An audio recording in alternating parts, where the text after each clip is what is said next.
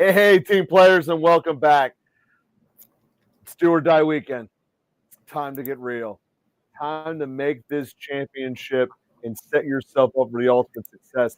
We know so many of you team players have already done that over the course of the season by being with us. We are the championship makers here at Local Football Flavor. We love all you team players for being with us the whole time. And time to dive into your live questions and making this happen.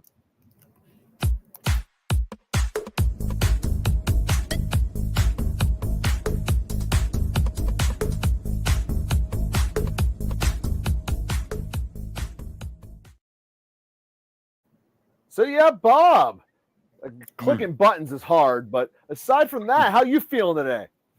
Oh, it's been cold all day, man. Super cold.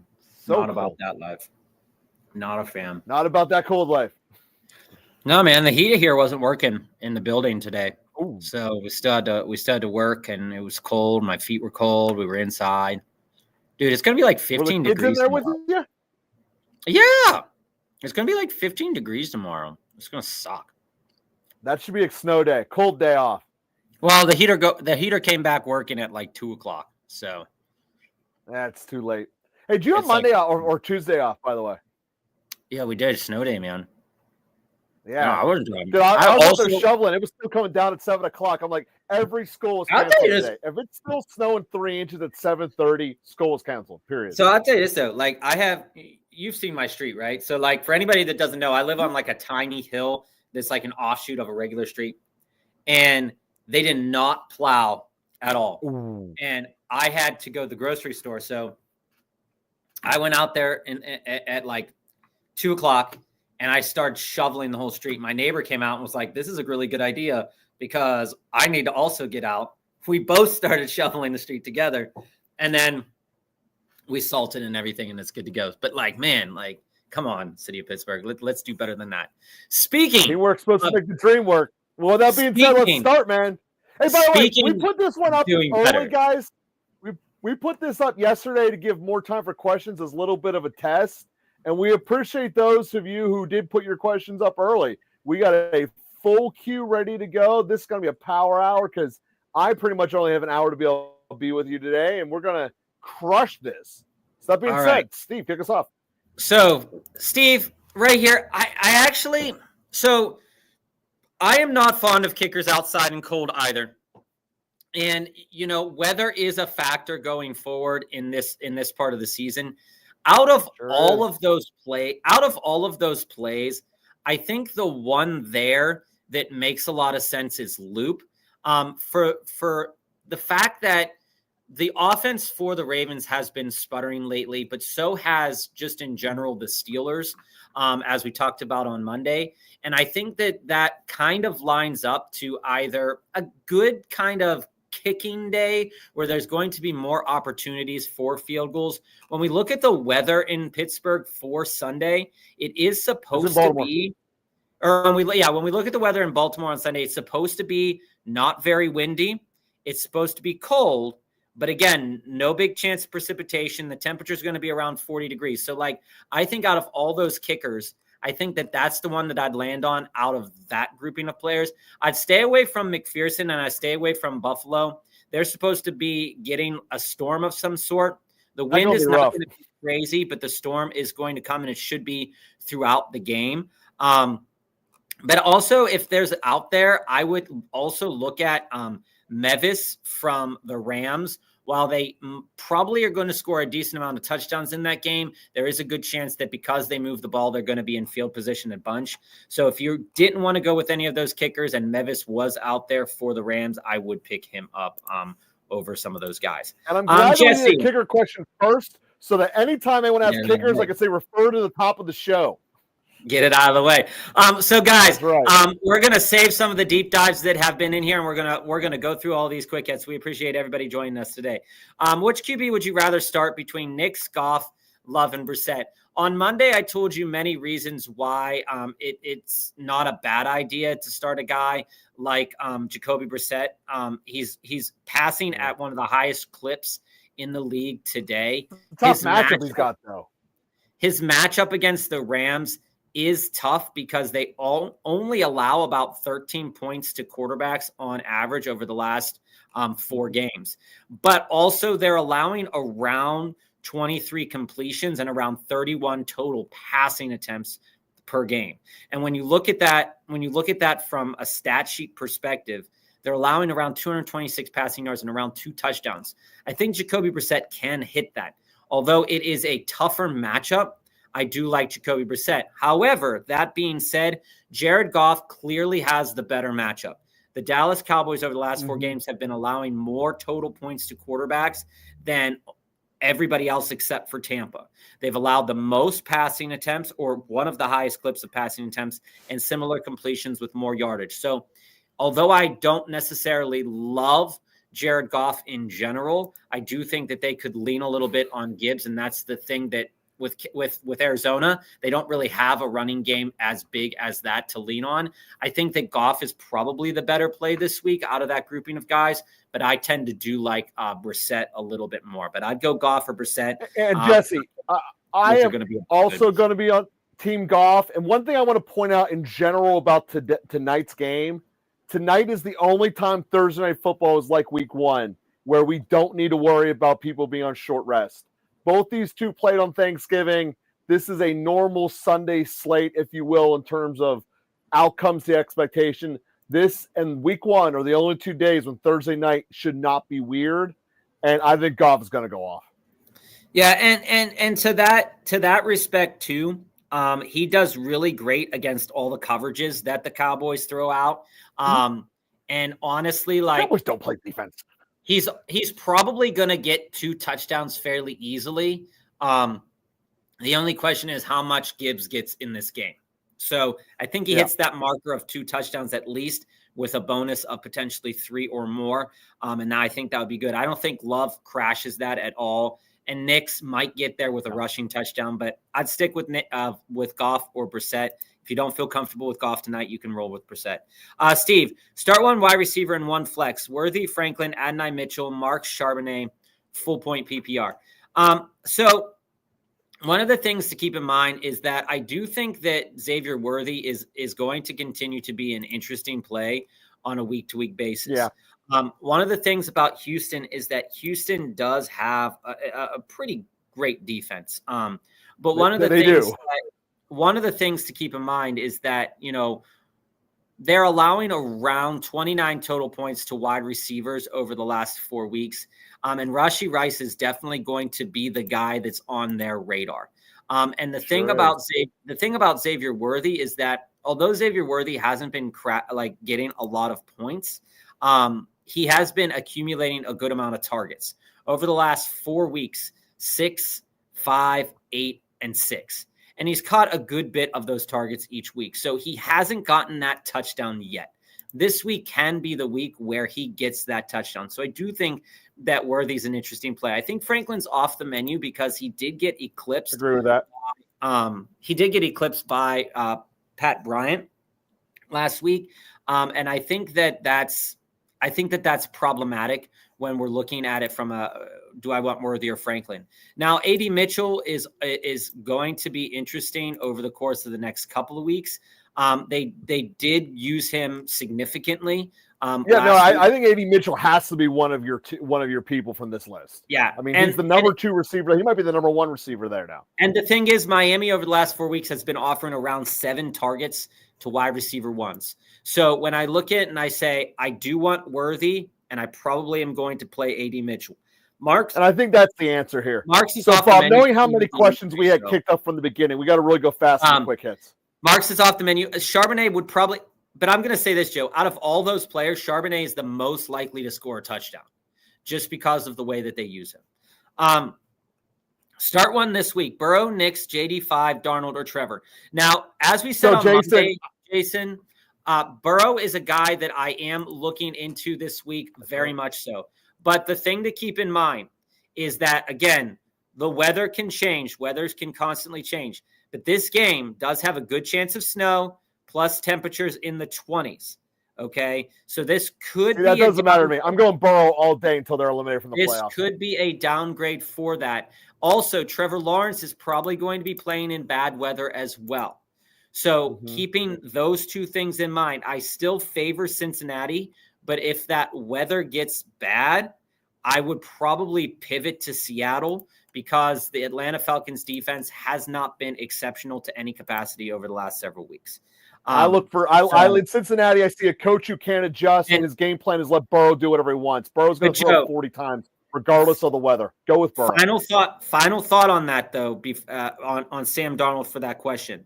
If you recall, a couple of weeks ago, we were talking about Sam Darnold and the instances in time that make it a good time for Sam Darnold. Over the last 4 weeks, Atlanta is in the top 3 of pass attempts allowed, top three in pass completions allowed, number 1, and 3rd overall in yardage allowed. Okay, so that Atlanta's to be had. They're imploding. That paints a really good picture for Sam Darnold if you want to play Sam Darnold and are nervous about the weather with Joe Burrow.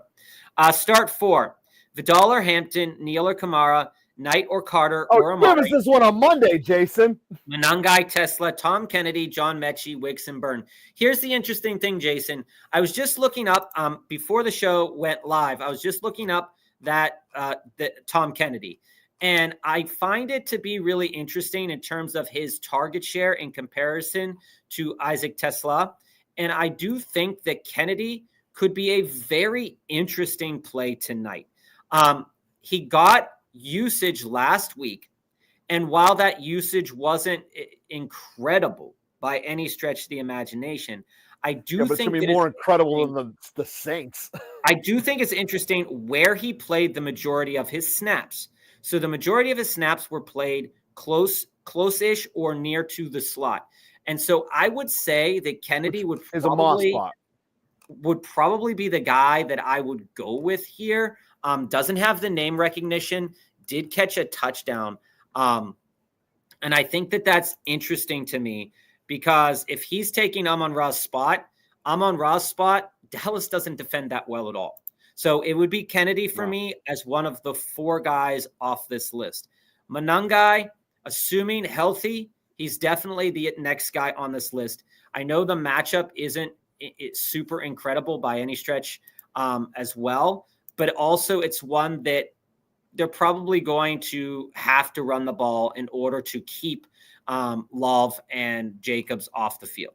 So while it's not an incredible matchup, they are offering about 27 rush attempts to running backs over the last 4 weeks. That split right down the middle is perfectly fine for the Monangai Swift debate. So it's going to be Kennedy. It's going to be Monangai for me, assuming Kennedy is going to assume that role of Amon-Ra. For the fact that Jason has to have 4 here, Kennedy is certainly one because you're starting Monangai, no question asked. You're starting one of the Chargers, no questions asked. Obviously, if Marian's starting, you're going with the Marian. You're starting whichever one. With the Saints.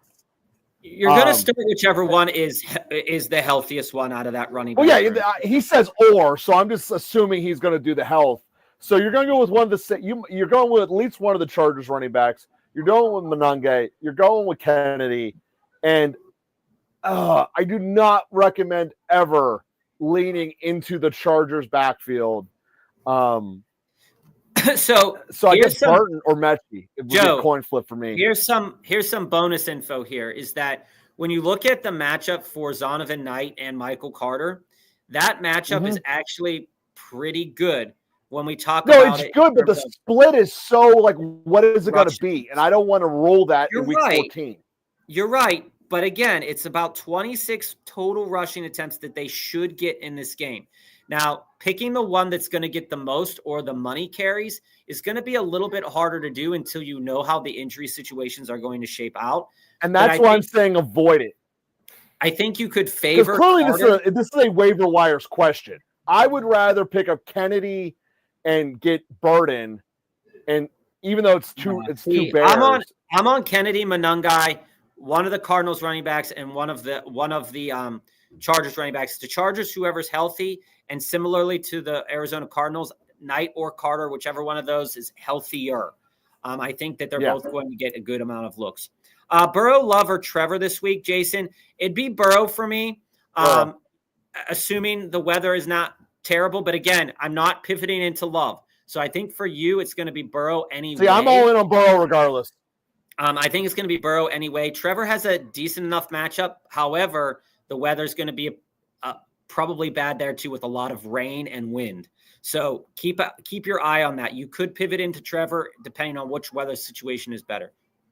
So, Jason, in this one with here. Ladd, Waddle, Pittman, Shador, Valet, and the rest of them, I think what you're really at subject here is getting too cute.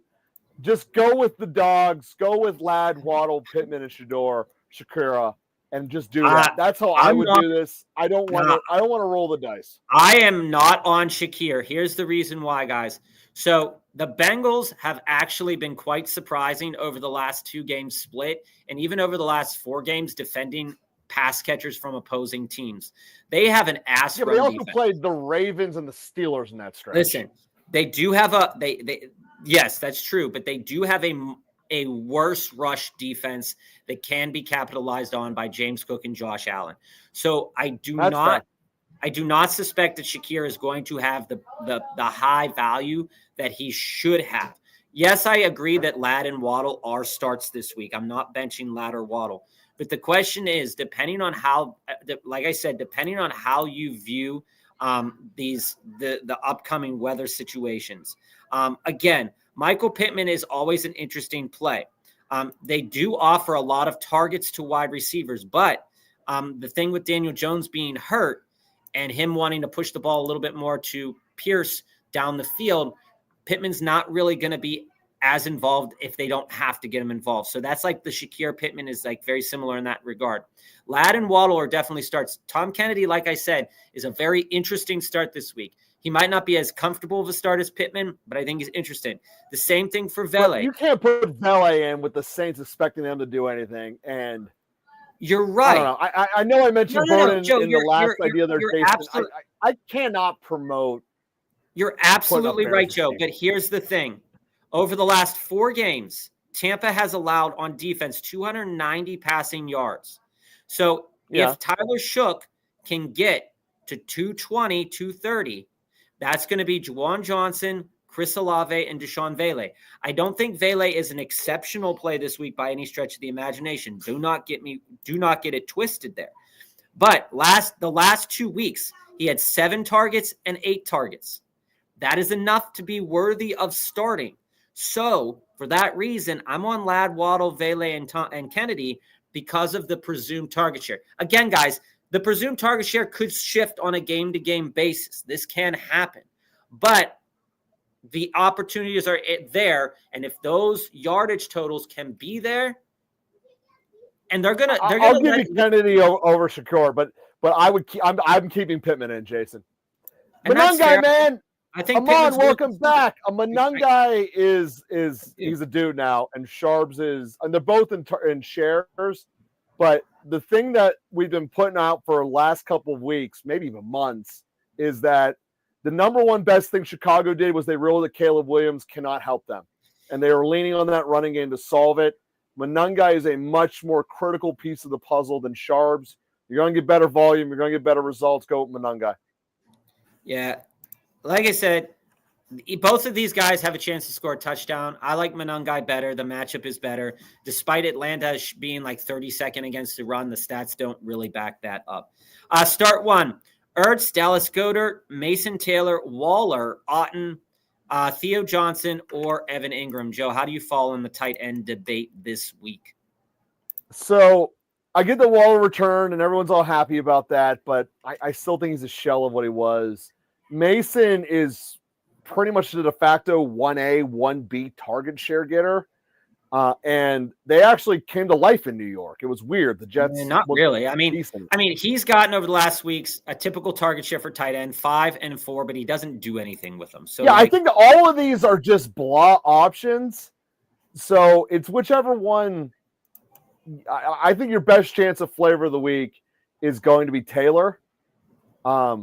Because Ingram, you cannot rely upon a Sean Payton tight end, and the rest of them all have equal warts. I would probably go with Taylor. At least he's young and have upside with a team that's trying very clearly to develop young talent. If I were you,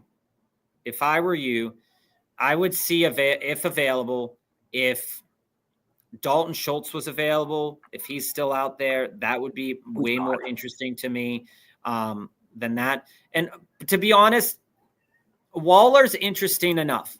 I think that because of potential tight end touchdown upside with both Waller and Ertz, that those are the guys that I'd kind of get to, because I feel like all of their target shares right now are pretty diminished. Ingram had a great week last week, but I don't know if that's going to be something, the things to come. And Theo Johnson, is on bye. So like, I think that I'd land with Jane Daniels back. I'd probably land on Ertz, to be honest with you, and just going where the chips. Certainly the best quarterback of the bunch. There's no doubt about that. Currently have Burrow and Jones for playoffs week 16, 17. And guys, if you're putting questions in the chat, we do get to all the questions in the chat. Do not worry about it. Joe has to leave at like about 4:50, but I will be here. Do not worry. Currently have Burrow and Jones for the playoffs week 16, 17. Which 1-2 quarterback is good for those 2 weeks? Burrow, Jones, Goff, Brissett, or Darnold. When we look ahead to week 16 and 17, Brissett's going to draw the Falcons, which again is going to be a phenomenal matchup, assuming Kyler Murray doesn't come back and start. And week 17, it draws the Bengals, which isn't as good of a matchup as previously wanted to have. It's still good though. Goff similarly draws the Vikings week 17, which is a much better matchup right now than it has been in the past. And then week 16, they draw the Steelers, which is a good enough matchup right now for Goff. And that's going to be at home. I still think that Burrow is going to be a great get right here. So, I mean, I'm still on the Burrow train for weeks 16, 17. But I am really, really looking forward to how, if Jacoby Brissett continues to play, if Jacoby Brissett plays against the Falcons, I think that's going to be incredible because you don't have to worry about the weather in that game at all, and you don't have to worry about the weather at the Lions game at all either. So I'd go Goff or Brissett there, Joe, to pair with Burrow. Which one do you like better? I mean, I love Brissett. He's been on my list of having for the end of the year this whole time. So Brissett's definitely where I'm sitting. That's fair. Start one out of this grouping of guys. It's very much kind of how I felt before. AJ Barner has the better upside matchup out of that grouping of guys. But the problem is that his target share has fluctuated pretty drastically. And in a game where I do project them to want to throw the ball more, I do think that AJ Barner is a good play this week. But I value him fairly similarly as Ertz, and I think it's a coin flip.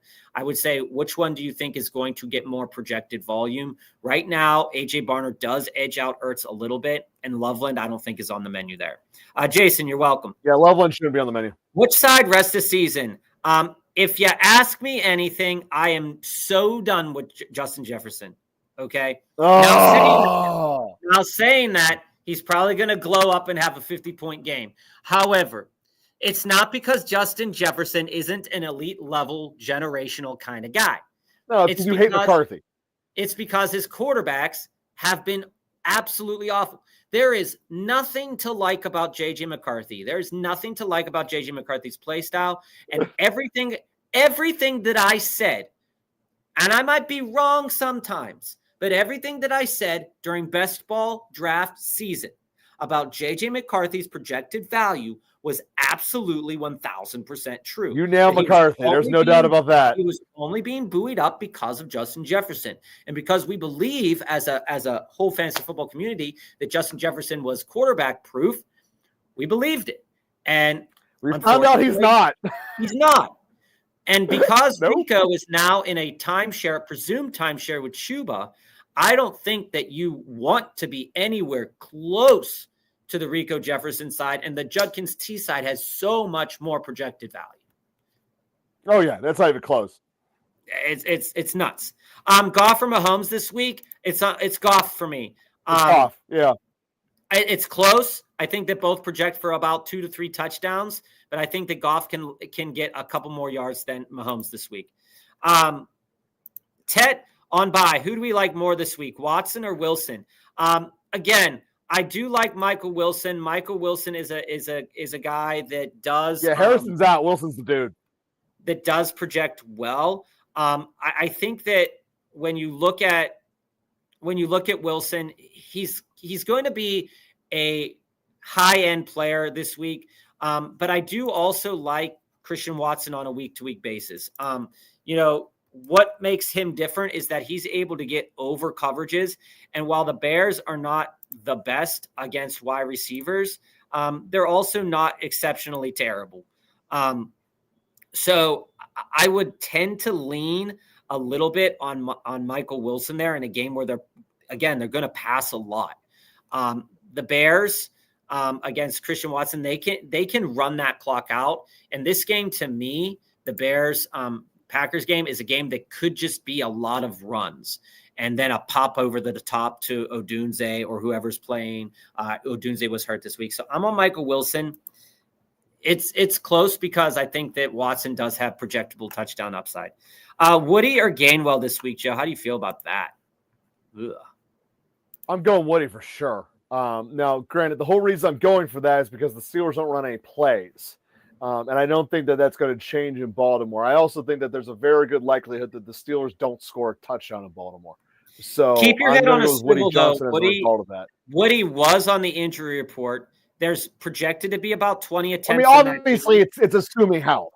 Yeah, but assuming they both play, I'd go with Woody. Woody's a good play in comparison to that. Kittle on bye. Who's the better upside play, Strange or Juwan? Strange is a great play this week. Dude, CC, it's so interesting that you did that because I'm literally having this exact same debate. And for our league, we do the trade deadline when the playoffs start. So I have Strange on my bench, and I'm sitting here wondering, should I go pick up Juwan? And it's a debate I'm still contemplating, but ultimately, in my case, I'm going to go with Strange. And the reason I'm leaning that way is really because I don't have to pay for him.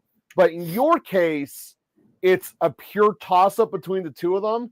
And if there were no cost process, I think the answer is Jennings, or Johnson, rather. And the reason for that is the dome. And that's the ultimate reason I'm going with there. So this is what I'm about to say. And I think that both are great plays this week. Don't get me wrong on that. But I think that Juwan is a better play because there is potentially more projected volume to go his way because of the compartmentalized target share and the fact that there's no weather involved. There's a good chance that Juwan Johnson is just going to continue to get 6, 7, 8 targets a game.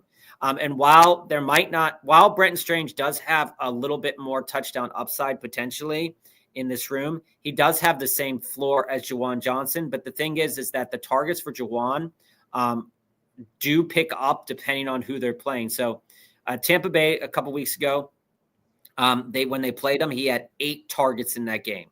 Okay, so they're playing them again this week. Will they play him a little bit differently? I don't know. But I do think that Juwan is the better play out of that grouping of guys. With Amon-Ra out, is Tesla in the flex over Travis Etienne getting too cute? I think that gets too cute. I think he does too. He's still a rookie, guys. I would still play Travis Etienne over Tesla. Mr. Glass, a.k.a. Aaron Jones or Hampton this week. I'm on Hampton this week. There's many reasons why I'm not on Aaron Jones. Aaron Jones is projected, does have the second best. Washington sucks against running backs, right? But there's nothing to say that Aaron Jones is going to dominate the carries. Okay. And so if he's not dominating the carries and they're not getting good quality carries and JJ McCarthy sucks, I don't really want to play. It's a very ugly offense. Hampton at least has a chance to be on offense. The better options there. Better flex option this week: Michael Wilson, Christian Watson, or Vidal. If Vidal was getting the majority of the carries, I think it's Michael Wilson by a mile with Harrison out. If Vidal was getting the majority of the carries, then I would be on Vidal, but he's not going to get the majority of the carries, so that I am on Michael Wilson. And Joe, I didn't hear that Marv was out this week. Did you? Oh, check that, because that's what I saw this morning. So he misses practice again with the heel injury. That's what I saw. There's a good chance that he doesn't play, so you can roll Michael Wilson with confidence if he doesn't play. I'd pivot to Christian Watson if he doesn't. if you're worried about it. But I think I'd still play Michael Wilson. If I win, I'm in. And if I lose, I'm out. Need this win. Let's do this. So let's get to it. One running back. I'm assuming this is for your other team that's not undefeated, Quincy. So I think that's a pretty safe assumption, Bob. One running back, 2 wide receivers, 2 flex. Hunt, Vidal, Charbonnet, QJ, BTJ, Myers, Higgins. All right, so I think this is going to be easy for me right now. If again, Vidal, I think is going to do okay this week. So I think that for my first choice at running back, I'm on Vidal. There's going to be plenty of opportunities, even if they decide to ease Hampton in. If you want to pivot at the running back discussion, you could move into Charbonnet. But I think it's very clear for me that I do want to start Myers, T. Higgins, and Jaden Higgins. So those guys are definitely in my starting lineup this week. You might get burned by the weather in T. Higgins and Jacoby's game. So be aware of what that's going to look like. And I think that you got to roll with it, dude. And I think that I'd be on Vidal and Sharps on the other 2 plays, on the running back and the other flex play. Hunt's matchup isn't good. QJ's matchup isn't great. BTJ is worthless right now. So I think that you land on them by default. And I'm totally with Bob on that one. Hold on, let me go back up because I skipped this one here. And we'll get to the deep dives there, KJ. Don't worry about it. Warren or Strange this week? Joe. You can't convince me to bench Warren, Jesse. I am so far on the Warren bus. Like, I'm actually in front of it. That's how much I'm on it. You've been on it for a while. I've think been on it since before he was drafted. I think both project very similarly. He was sick last week. He got less targets last week. I think that he's going to do better this week. It's a great matchup for him. Mm-hmm. A slightly worse matchup than Strange, but I think overall it's going to be a good matchup in general. So I'm rolling with Warren this week. Better tight end play, Ferguson or Stranger Danger. Out of this grouping, it's Strange.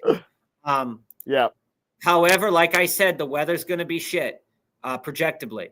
So I think that if you're worried about that, you can move yourself into Ferguson, but the Lions do play the tight end fairly well. So I think the other part of it is I'm going with Strange because you can't do anything with the weather because Ferguson plays tonight.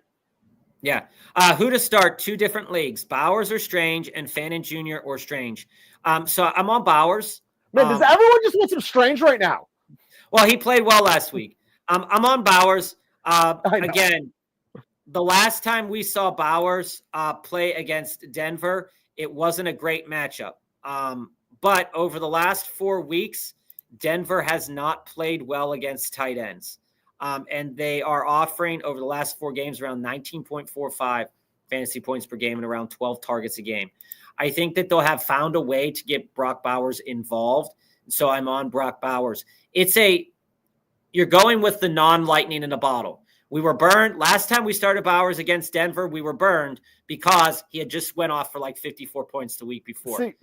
This week, I think he'll be all right. Here's if you're going with Bowers, this is what I believe you have to believe in, is that they are trying to save Pete Carroll's job. And I look at it like the entire team is imploding. Give me the team that's playing for something. They're in a much higher state than they should be, which is the Jags. And I'm going to go with Strange because of that. Obviously, I'm going with Strange over Bowers. Nothing to go with Strange over Fanning. That's perfectly fine. I mean, again, Strange did get 5 targets 2 weeks ago, 4 targets last week, and a touchdown last week. So he is going to be. He can return to normal. I get that. But I just see that there's a very good chance that Bowers gets essentially all the Raiders just shut it down. For lack of a better way of putting it. While I would to take this from another perspective, Joe, and I don't want to spend too much time on this question because we've gotten a lot of strange questions. This is something to think about. If we take the last 4 games and we take a look at the Denver Broncos in general over the last 4 games to see who they've faced over the last 4 games, to see where this information is coming from. So Broncos played the Commanders. They got lit up by Zach Ertz. They played the Chiefs the week prior. Travis Kelce went off for 91 yards. And then the week prior to that, they played the Raiders and Brock Bowers was locked up, right? And then prior to that week, they played Dalton Schultz from the Texans, and he went off for 77 yards. So I think that they overinvested in Brock Bowers because of the movement. Trade deadline had just happened with Jacoby Myers, all this other stuff, right? And so I do think that right now that while the Raiders suck, they're not good. That Brock Bowers is still that they're going to find a way to better involve him than they did the last game because they gave up. Like they just straight up gave up using that's my point. They gave up using Bowers. Once you do that, it's very hard to recover from doing it. That's my entire point. I get it, but Brock Bowers over the last couple weeks has been better than that. With games of 11 targets, 9 targets, and 4 targets. So I do think that Brock Bowers is a better play there. And I like Strange over Fannin, although Fannin is a good play. I don't think you can walk away from Strange to start Fannin in a matchup. No, you can't. You still got Shador still his quarterback. Yeah. Jettis or Devonta Smith rest of the season. It's Devonta Smith for me. He's on a better offense. And while he's been up and down, and we know that about him, I just can't trust JJ McCarthy right now. Let it burn me. Let it burn me 7 ways to Sunday, right? But I'm not taking a guy that's not maximizing his 11 targets that he's getting. Justin Jefferson can get 11 targets as well. But if he can't do anything with them because they're not being put in a spot where he can make a catch or win a contested catch. It's starting to feel really Ridley-like. I can't play him. It really is. I dropped Tootin for Singletary. Was it a good move? I don't think it's a bad move. I think that Singletary Tracy got hurt.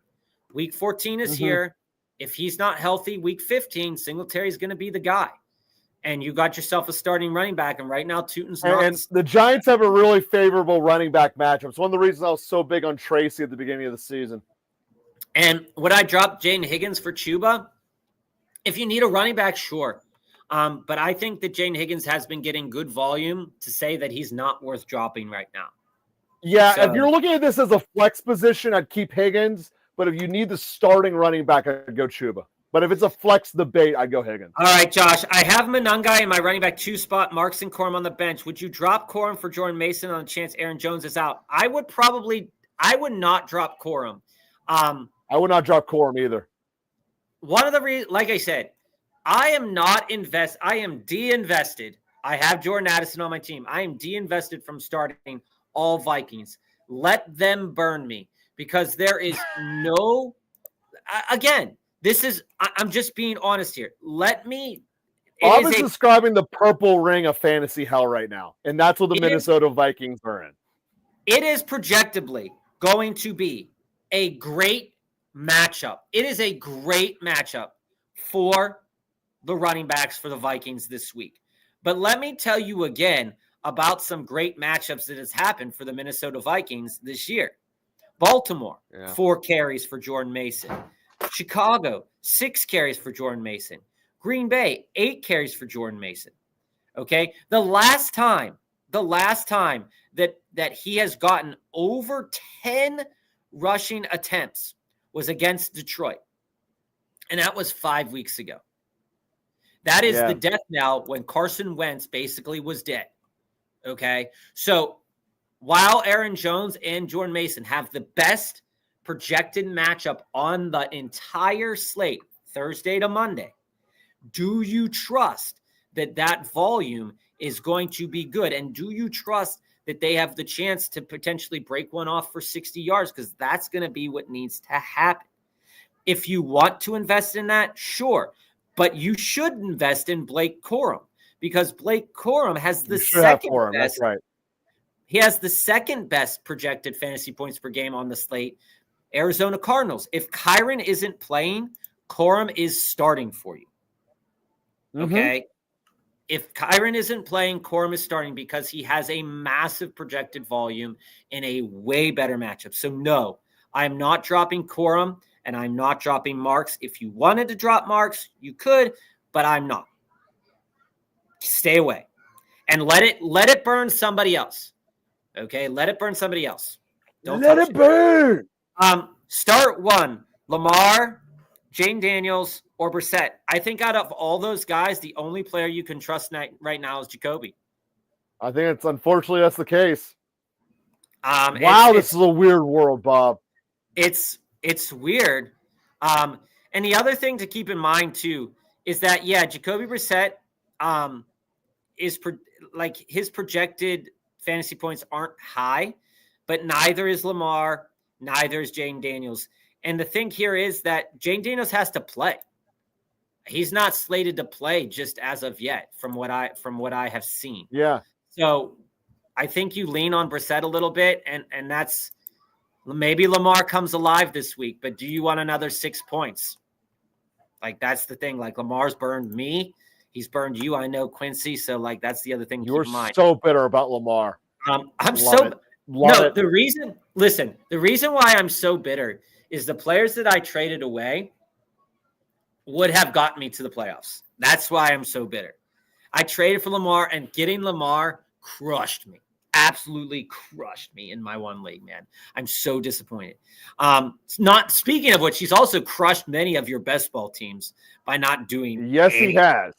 So, like, that's the other thing. Out of this, again, I'm starting Monangai. However, I do want to start Corum if Kyron Williams is a no-go this week. And I think leaving Vidal off to the side is fine for this week. Would you drop Jaden Higgins or Vidal for Tesla? Neither. You could drop Vidal for Tesla, but I wouldn't. I'd rather have Kennedy than Tesla this week. Start two between London, Smith, and Watson. I think you're going to be forced into Smith and Watson this week because London is still hurt. I do not think that he's going to be playing. Which makes he also has a very tough matchup. The Falcons. The answer is Devontae, dude. Have a very tough matchup. So that's Devonta and Christian Watson for us. Amon-Ra might be out tonight. Yeah, and it sucks. Remember, we talked about this. He might not come back until next week. He might not come back until week 16. What's up, happening, Bones? Who is this Kennedy fella, and what team does he play for? He plays for Detroit. And he effectively plays Amon-Ra's position with Amon being out. He is assumedly going to take Amon-Ra's position. And if we want to look at the stats a little bit on him, let's just go to last week, and we go to Tom Kennedy. We go and we see the game. Last week was his first game playing this season.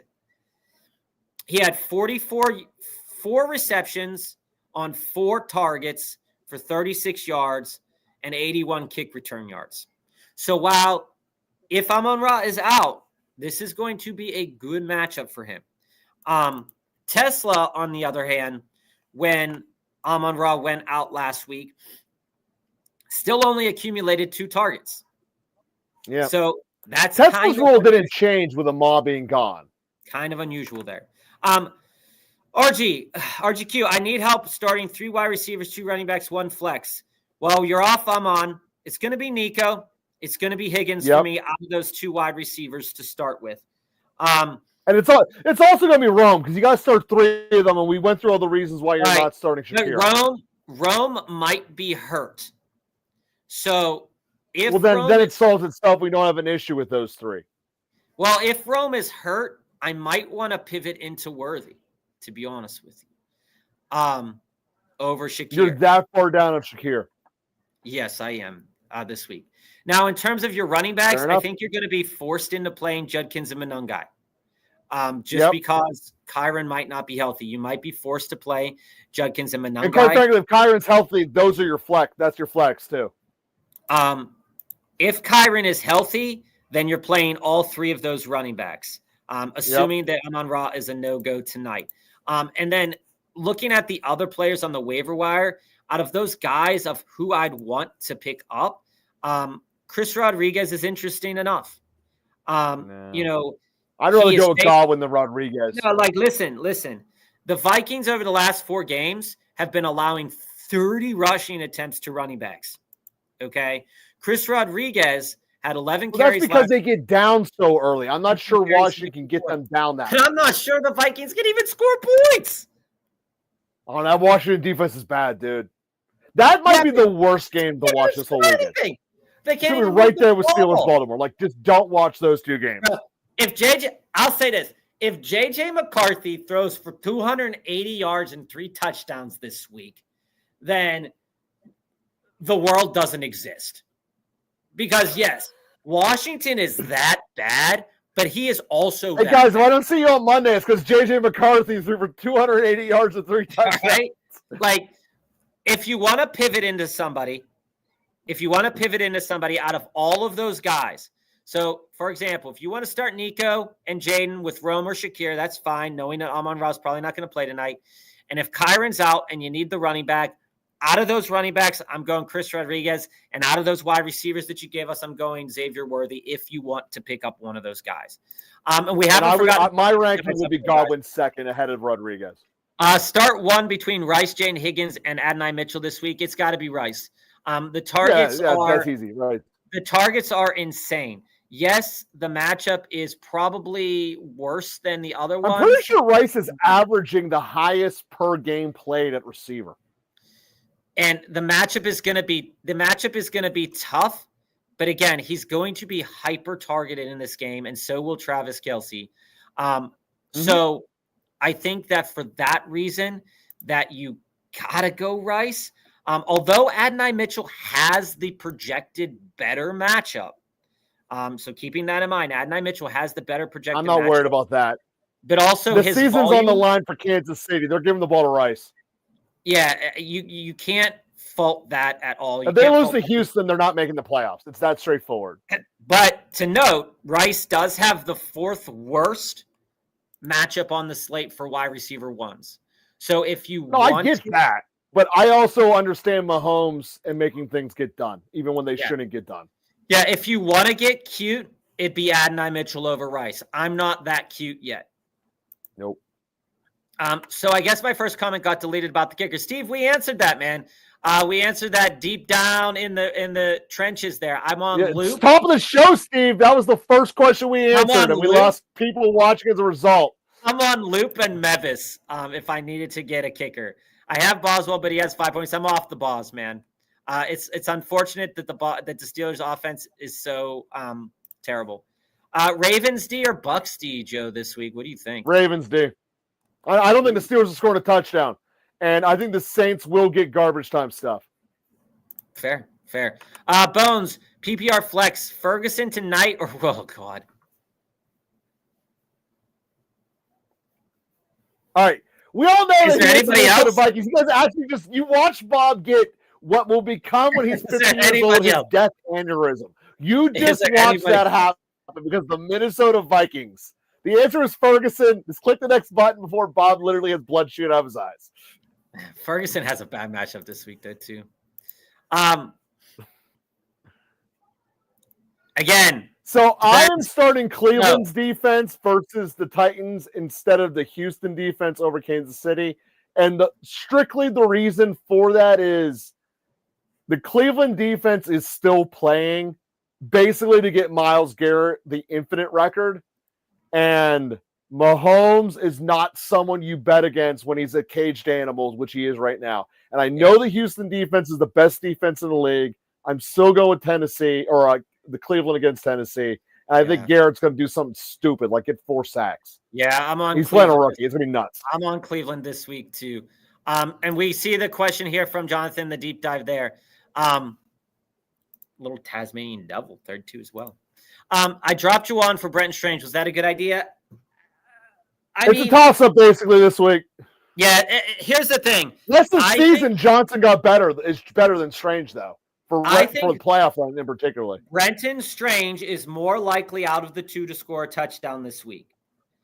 But I like Juwan Johnson's volume more. So however you view that situation, I think that there's 2 ways to view it. So, Brenton Strange probably has a higher ceiling than Juwan this week for that reason. So, yeah, it's not a bad call. I'm starting playoff-wise, Juwan's much better rest of the season.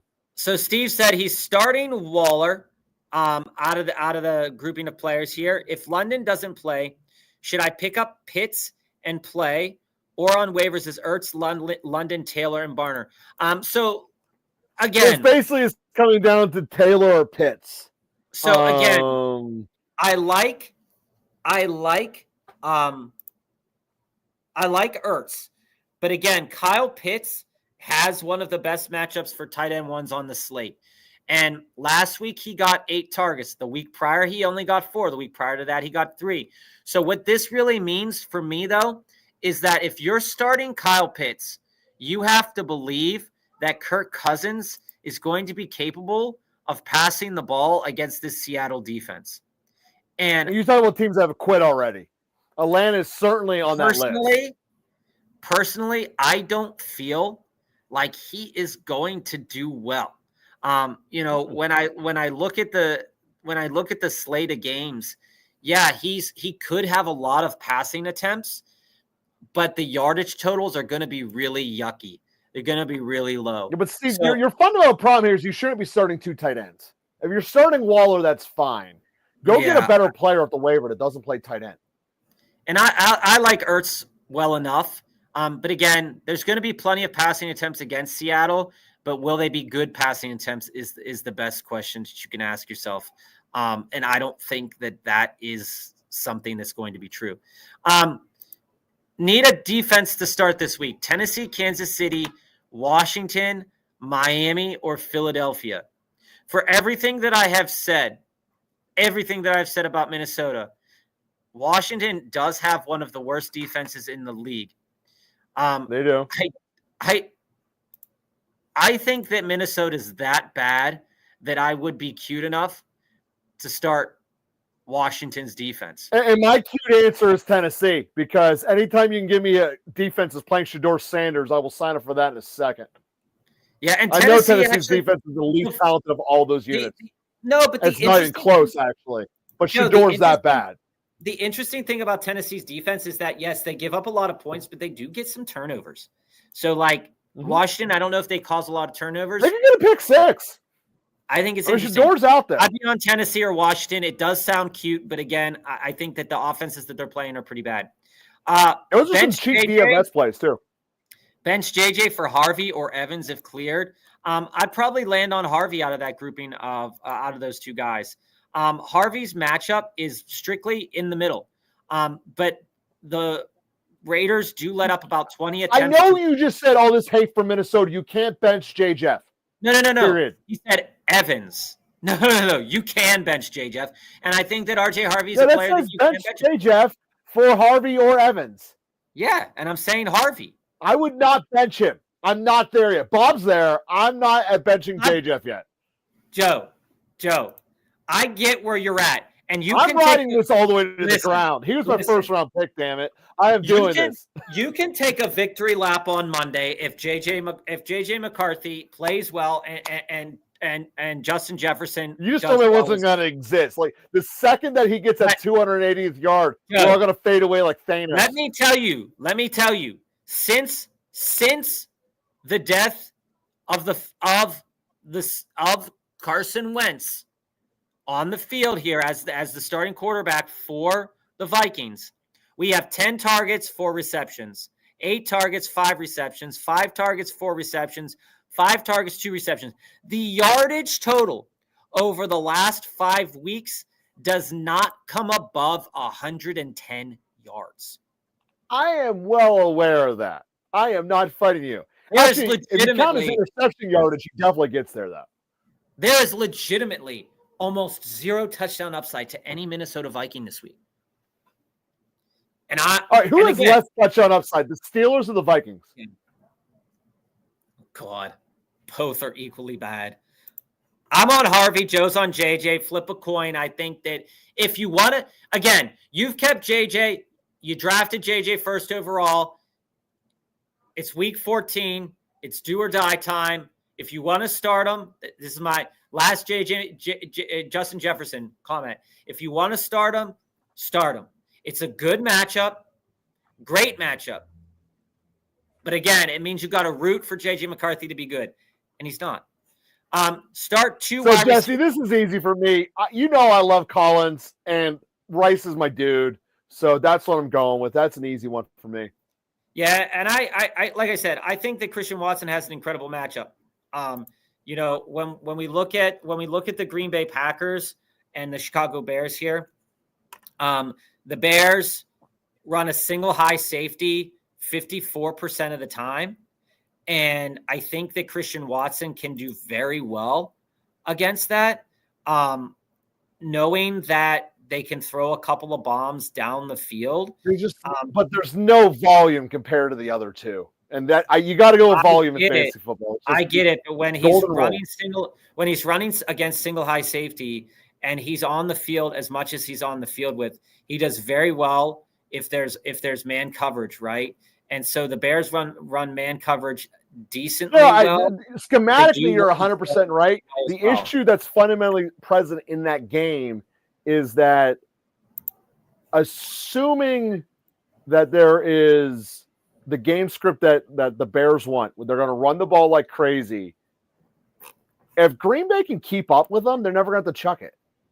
And Watson could get game script out of the game. There's never a game script where Collins or Rice is gone. Fair. Again, I'm not telling you to bench Rossi Rice, and I'm not telling you to bench Nico Collins. I'm just saying that Christian Watson is an interesting play this week. Would you drop? Not as interesting as those two. Well, yeah, correct. Would you drop Wilson, Sharps, or a tight end to pick up Tesla in case Brown can't go? I'm not picking up Tesla. No. Or Bam Knight if Benson doesn't return. I'd pick up Bam Knight. And I drop one. Bam's okay. Tesla not. If I'm carrying a bunch of tight ends, I'm dropping one of the tight ends to pick up Bam Knight. But I'm not dropping Zach Charbonnet, and I'm not dropping Emmanuel Wilson out of that grouping of players. Let's get to some of those deep dives from earlier before Joe kicks out of here in a couple minutes. All right. Start three out of these guys: Cook, Bijan, Judkins, Harvey, Hampton. So I'm going to start with Cook. Okay, that's a first world problem, baby. Love it. Cook has an incredible matchup. And the weather just makes it better. The Cincinnati Bengals have allowed over the last 4 games one of the highest yardage totals of any defense. The 2 higher ones are the Saints and the Falcons, and that's the reason for maybe Zach Charbonnet if he were to get a full complement of carries, right? But when I look at James Cook, I see a team that the Bengals cornerbacks and defensive backfield has been playing a little bit better recently. But what hasn't? Trey Hendrickson is out. Osai has been getting a good amount of work. But again, this defensive line is pretty terrible. The linebacking core also pretty terrible. So I think you have to lean on James Cook in this game. And this could be one of those James Cook games where he has a glow up. He had 32 carries against the Steelers, guys. 32. This coaching staff understands how to win games. The Steelers defense sucked. He had 17 against Houston, 16 against Tampa, and 13 against Miami. He's going to run all day. He hasn't got a touchdown. He's gotten 2 touchdowns in the last 5 weeks, but he's been getting a supreme amount of carries. He's the definite start out of this grouping of players that I'm going to start with. Well, you have 3 definite starts. I think this one's actually too easy for a deep dive. No. He's my start number 1. Start number 2, right, is you cannot right now bench Bijan Robinson. Here's the reason why. You can't. It's not even an option. Okay. I want to say that Seattle, statistically, over the last several weeks, has played the running back room well. But let me just tell you a couple of the running backs that they've played against. Okay? So they've played against the hapless Vikings. They played against the Titans. They played against the Rams, and the Rams had 91 yards against them. Then you go to the Cardinals, who they played a couple of weeks ago. And the Cardinals, they had that big run by Amari DiMercato, 64 yards, a total of over 100 yards on them in that game. And I think that despite what the last 4 games have, because they played the Minnesota Vikings, because they've played the Tennessee Titans, that the stat pool looks weird. But what you got to understand about Bijan is that the offense is going to flow through him if Drake London's not playing, because Kirk Cousins Well, it cannot has to. Kirk Cousins cannot push the ball downfield. And if they want any inkling to win this game, they have to get Kirk Cousins in good situations that he's not throwing interceptions and getting them returned for touchdowns, because there's no way that anybody on that team is going to stop one of those Seattle defenders if they run a pick six to the house. So you have to start Bijan, despite the matchup being the worst one on the slate technically for running backs over the last 4 weeks. You cannot bench Bijan because he is the bread and butter. Just like James Cook is probably going to run 26 times, Bijan is probably going to get 26 total touches in this game. So for that reason, those two players are the elite elites out of this grouping of players that you would want to start. Okay. Now, for these other guys, it's kind of a toss-up for me. I look at this and I say, on paper, I really like the way that Judkins could be.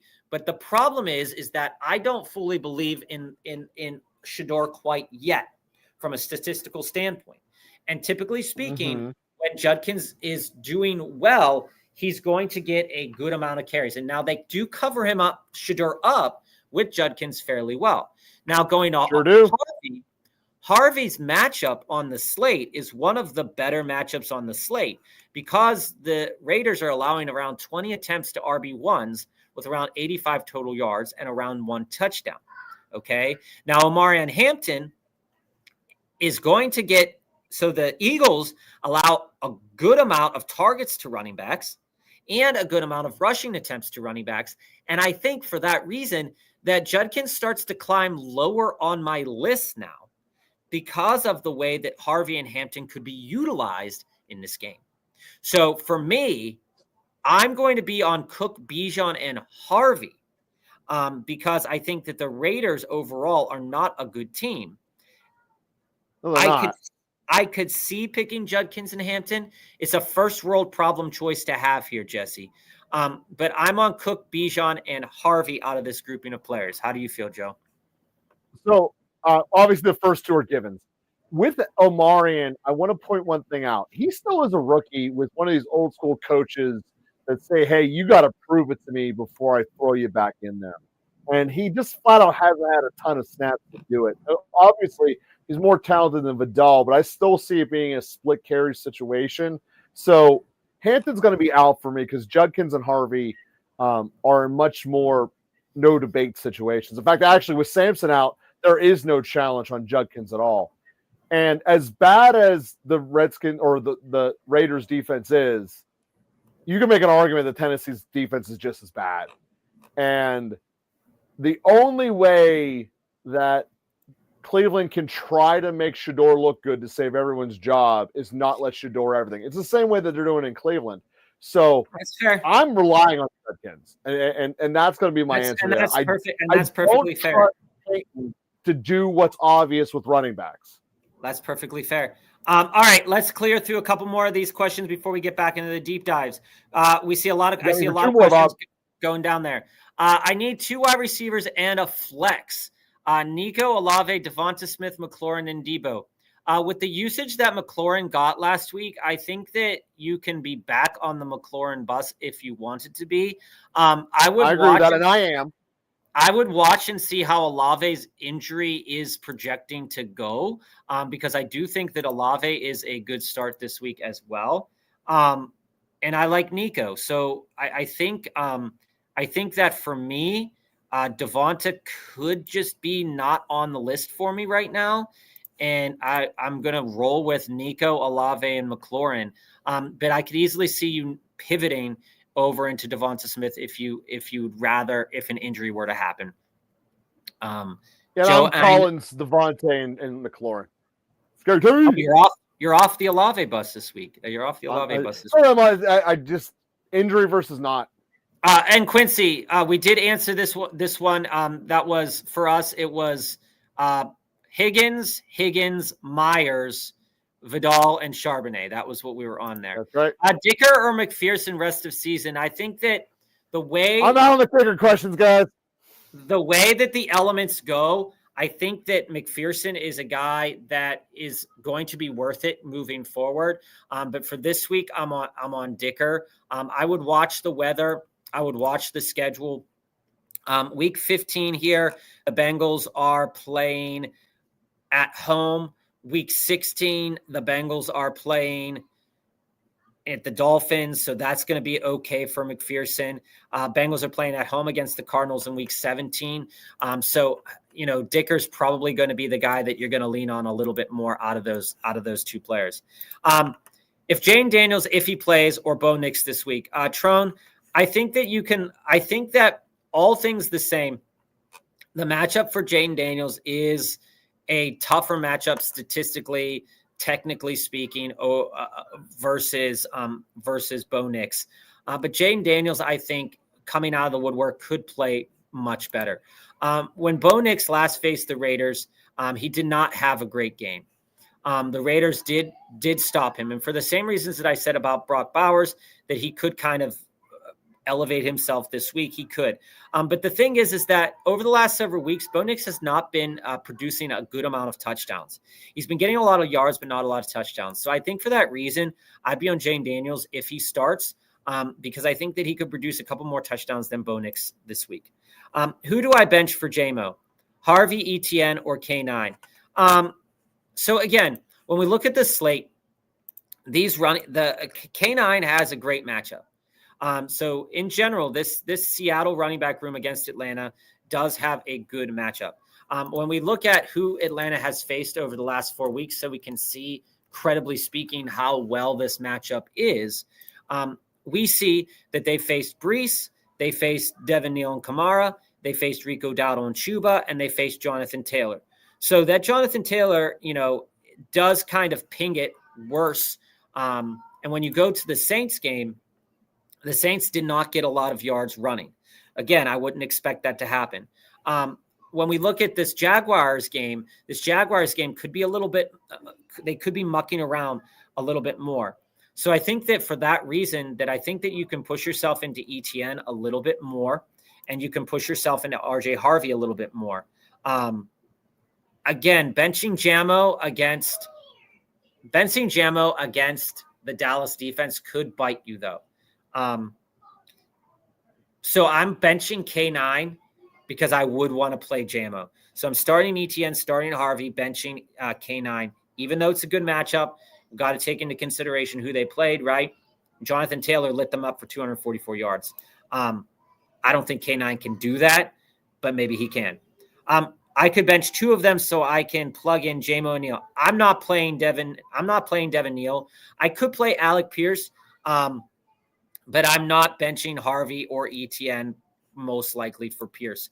When we look at ETN and what he could do, he had 12 carries for 28 yards last week, 15 carries the week before for 86 yards, 19 carries for 73 yards. In a game that's going to be won or lost in the trenches, I think ETN's a good play. I do think that Alec Pierce is going to have a great game, though. I project Alec Pierce and Jamo to be within probably about 2 to 3 points of one another. I like both of them. Thoughts on Trey Benson? Is he droppable? He sounds droppable. Everything that I have read, guys, is that he has suffered another setback from an injury. If you had the space to continue to hold him, keep holding him, but it doesn't look good. It doesn't look like it's going to be any better. Better running back 2 start this week. Sharps of Vidal rolling out RJ and have Henderson on the bye. So again, statistically speaking, as we go through the slate of games, right? The Chargers, the Eagles have not been exceptional at stopping running backs over the last 4 weeks, right? And it really depends on if Omarion Hampton plays or not, because the split situation is going to be pretty much the same. So what you got to look at is what are these total carries going to look like? Okay. So when we go to total rushing attempts over the last 4 games, given up, Philadelphia over the last 4 games has given up about 25 total rushing attempts. And when we look down here at, where were we at? Seattle. When we look at Seattle in terms of rushing attempts, we're looking at a total of 21 rushing attempts offered by the Falcons on average over the last 4 games. And that does include Jonathan Taylor. So for me, you could take the guy that's going to see the field potentially more, but we don't know how that split is necessarily going to work out. And when we look at Zach Charbonnet over the last couple of weeks, he's gotten 14 carries, 6 carries, 11 carries, 14 carries. And in the games where he's not getting a lot of carries, you can see a couple more targets his way, but he might also not be targeted. So I think that Vidal is very comfortable, but I would be monitoring if Omarian's going to get a full complement of snaps. Because if Omarian's going to get a full complement of snaps, then you pivot into Charbonnet. Is there any strategy in forcing a loss to get a better playoff matchup, or is it getting too cute? I said this on Monday, Josh. I think it's too cute because ultimately you never know when a matchup is actually going to be good or bad, right? So, like, for example, there were many weeks where, we were all down on the Tennessee Titans, right? And then everybody wanted to start Vidal, us included. Vidal ends up hurting himself, having a shit game. Okay, so you look at it and you say, any player is likely to drop a goose egg, and a lot of players are likely to get a boom game. I don't think it's a good move because if you purposefully drop a match and then the next week you lose your next match, but you would have won against that person, you'd been mad. And now if you purposefully lost and then you won, great. But the outcomes, they're so varying, right? And so, like, my choice would be, what would you be more mad if it happened? Would you be mad if you lost and then you lost the matchup next, or would you be more mad if you won and then lost the next matchup? I think that's how you got to take it. Would you trade Kenneth Walker for Rico Dowdle? I have Javonte Williams and Jalen Warren. Would I have done that weeks ago? Yes, I would have done that 5 weeks ago, 4 weeks ago. Right now, I'm not confident in taking that trade. Because right now what we see is a situation that could be very similar coming down the stretch. Rico was not getting in on the passing down work. Chuba seems to be a better blocker. The Carolina Panthers do want to run more. But I do think that is going to be tough moving forward for the Panthers. The Panthers face the Bucs week 18, which doesn't really matter for you. The Panthers then also face in week 17, they face the Seahawks, who, like I said, have a decent enough rush defense if given the opportunity. They face the Bucs again in week 16 as well. So for me, and then we look at week 15, they face the Saints, which is a better matchup for the running backs involved. If you look at it and then you look at Ken Walker, you're looking at similar situations. So I think I'm going to stick with Ken Walker there, even though I do like Rico Dowdle better as a player. Tesla over Higgins, no thank you. I'm still starting Jaden Higgins. I'm still starting T. Higgins over Tesla. And it might burn me. It might burn us. But again, I don't think that, again, coming out, they're going to give him more volume this week, but that does not necessarily mean that it's going to be, where we want it at from a fantasy perspective. Ravens, Jags, or Commanders defense this week. I think you can lean a little bit on the Jags defense this week. Knowing that there could be some inclement weather and knowing that Daniel Jones is a bit hobbled, I think you can lean on the Jags this week. I don't think it's an exceptional matchup by any means. And Joe will have told you that the Ravens is a great matchup. The Steelers suck. The Steelers offense is terrible. It's in shambles. The Ravens can get some turnovers. So the Ravens would be a good team to lean on this week. I'd be on the Ravens or the Jags over the Commanders. Joe leans Ravens. I lean a little bit Jags. Stash Reed or Garrett Wilson? If I'm stashing one of these wide receivers, it's definitely Garrett Wilson. Jaden Reed doesn't get as much usage as Wilson will when Wilson returns projectably. Should I drop Alec Pierce or Trey Tucker to pick up a QB since May is out? Also, should I pick up Burrow or Love? I am dropping Trey Tucker. I'm keeping Alec Pierce because Alec Pierce is getting better volume. I'm dropping Trey Tucker, and I'm probably picking up Burrow. I'm only picking up Burrow depending on the weather, but I do like Burrow's matchups in week 15 or week 16 that we talked about. So Burrow would be it for me. Love is one of those quarterbacks that can be an enigma at times. He has a good enough matchup this week. But the thing is that Love last week threw the ball more than he's done over the last several weeks. For the tune of 234 yards and 4 touchdowns. But we kind of knew that was going to happen here because of the way Detroit plays defense. I do think that Love wouldn't be a guy that I'd go after this week, and I would take Burrow, but I would watch the weather. Jane Brett Daniels has been upgraded to full participant in practice today. That is great. Still not a phenomenal matchup, but again, he does have that electric upside. Yeah, man, God, it was terrible. And Scatterboo for T. Higgins and HN. So yeah, I know. Man, I'm telling you, man, I was so disappointed. I was so happy when I made that trade. I thought that the volume was going to be there, and then I could have just kept Matt Stafford and just held on to Breece Hall and Tyler Warren and Pittman. So disappointment. Tesla, Bam Knight, or QJ. Out of this grouping of players, I think I'm on Bam Knight. Looking at Knight and looking at Michael Carter, you can look at the Arizona Cardinals in a couple different ways this week. Michael Carter is the pass down catching back. Bam Knight is one of those guys that does have some upside, assuming that there is Amari DeMarcado might not be coming back, et cetera, et cetera. He's going to get a good amount of carries, but not enough to really want to throw him in your lineup immediately. But they're going to be decently valuable carries because the Arizona Cardinals can move the ball. And I do think that they're going to be able to move the ball against the Rams, just like Carolina did last week.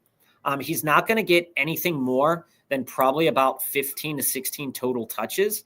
But I do think that that's going to be more than Tesla's total touches. So I'd lean a little bit on Bam Knight there. I know it's early, but which top 5 defenses would you start next week? So looking next week, who I would start, I would probably, again, I'd be on the Giants over the Vikings. I don't think they're an exceptionally top defense, but I would be on them over the Vikings.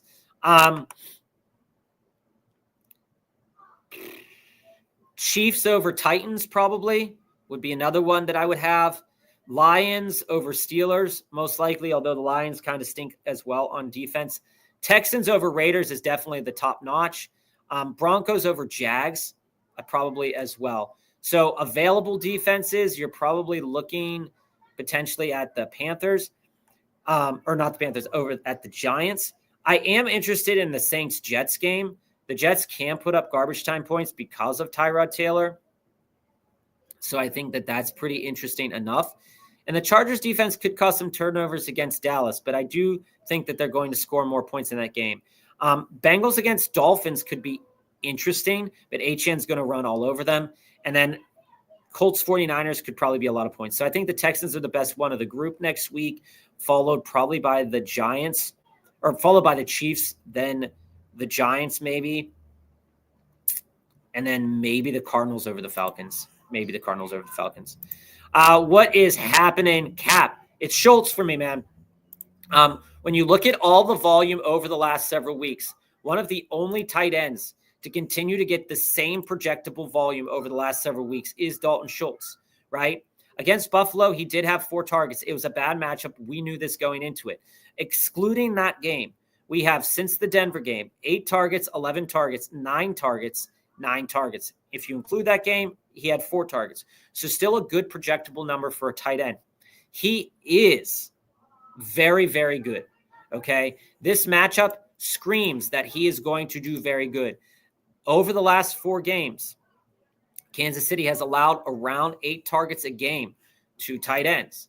We look at the tight ends that they have faced over the last several games, and you look at it and you see they faced off against Jake Ferguson, Tyler Warren, Ingram, and Kelsey. So that's a good grouping of tight ends. It's a good grouping to be a part of, and I do think that Schultz is a part of that grouping. So for me, it's Schultz. And I appreciate you staying on brand here, Cap. DJ Moore, Flowers, Sutton, or Higgins for the Texans. I'm on Sutton out of that grouping of guys. Again, one of the reasons to be on Sutton, and it's not that he performed well the last time they went out there against them, okay? Actually quite terrible, to be honest with you. DJ Moore draws a tough matchup. So I think that I'm off DJ Moore. And the fact that, over the last 2 games, we're looking at 3 targets, 7 targets, 5 targets. He was buoyed against the Steelers because he caught 2 touchdowns. I'm not about that life. I don't think that I could get into that right now. Sutton is equally problematic because he has not gotten a good fair share of volume. Or he's gotten a good fair share of volume, but hasn't really done anything with them. Last time they faced the Raiders, he did have a pretty shit game. Last 2 weeks, 8 targets, 6 targets. So if they're going to pass the ball, it is going to go to Sutton at times. He's not the alpha, okay? Jaden Higgins is a guy that I do have my eye on this week in terms of wide receiver groupings. When we look at, in general, Kansas City against wide receivers, they do play wide receivers quite well. But you got to think about when this game is going to be very competitive. And Jaden Higgins has been averaging pretty good amount of targets over the last 5 weeks. 7 targets, 9 targets, 5 targets, and then you take that 1 target game against Denver. Okay, so I think that I could lean a little bit into Sutton and Higgins. If you're uncomfortable with Sutton, Flowers is an easy pivot. The reason Flowers is an easy pivot is just because the Steelers have not been exceptional against the pass. And they haven't been exceptional against the run. But the problem is that if the Steelers have been worse against the run over the last several weeks than they have been against the pass. So they could absolutely run Derrick Henry into the ground in this game, and Zay Flowers doesn't have to do anything. But his target share is very comparable. 6 targets, 5 targets, 6 targets, 7 targets. If Lamar is going to ball out, or if he's going to pass more than he has in the past, then Flowers is an absolutely good option. So if you wanted to, Flowers Higgins. If you wanted to, Sutton Higgins. If you wanted to, Flowers Sutton. I think that all 3 of them are going to be fair enough. I would not take DJ Moore. I'm on Alec Pierce. If I am taking any of that grouping of players for sure, I'm definitely on Alec Pierce. The reason to be on Alec Pierce is just in general that the Jaguars have allowed a lot of pass catching receptions to wide receivers. A lot of attempts. It's one of the highest in the league over the last 4 games. Alec Pierce is getting a great amount of targets in terms of what his abilities are, right? Over the last 5 weeks, we have 5 targets, 12 targets, 6 targets, 2 targets, 5 targets. So fairly comparable, but he does have a good deal of touchdown upside, and the Jaguars' defensive line is banged up. So I am on Alec Pierce, and I would put in Alec Pierce over Flowers, and I would put in Alec Pierce over Sutton, but I probably would keep in Jaden Higgins. Adam Schefter said, Coach McVay said Adams' hamstring soreness and Williams' ankle tweak are expected to play Sunday. People are overreacting on Kyren. That's fine. And like I said earlier, if Kyren's not playing, I am on Corum. But the other thing to be honest about when we look at this running back room, right, is that Kyren is still the RB1. The opportunities are going to be there. But Blake Corum, over the last several weeks, has gotten a interesting amount of carries for how they project Kyren Williams, right? So since the Jacksonville game, 12 carries, 13 carries, 13 carries, 8 carries, 7 carries, 7 carries. What I'm looking at there is that even if Kyren plays and even if he gets tweaked with an ankle injury here, is that the Arizona Cardinals, who they're facing this week, have given up around 114 rushing yards and 25 attempts to running backs over the last several weeks. When we take a look at the Arizona Cardinals schedule over the last 4 weeks and we see what running backs they've faced, you're looking at Bucky Irving, ETN, Christian McCaffrey, Kenneth Walker, Zach Charbonnet. Okay. So there are some good running backs in there to take advantage of, but I do think that Corum is an interesting play. That's the thing, Jonathan. When we look at it, the NFL has so much parity in it on a week-to-week basis. When you look at this week's games, you can easily go, oh, my God, like the Eagles-Chargers game is going to be the best one on the slate. But watch it be from a fantasy perspective, Jets-Dolphins, right? Watch it be Seahawks-Falcons, Colts-Jags, something like that, or even Vikings-Commanders from a fantasy perspective, right?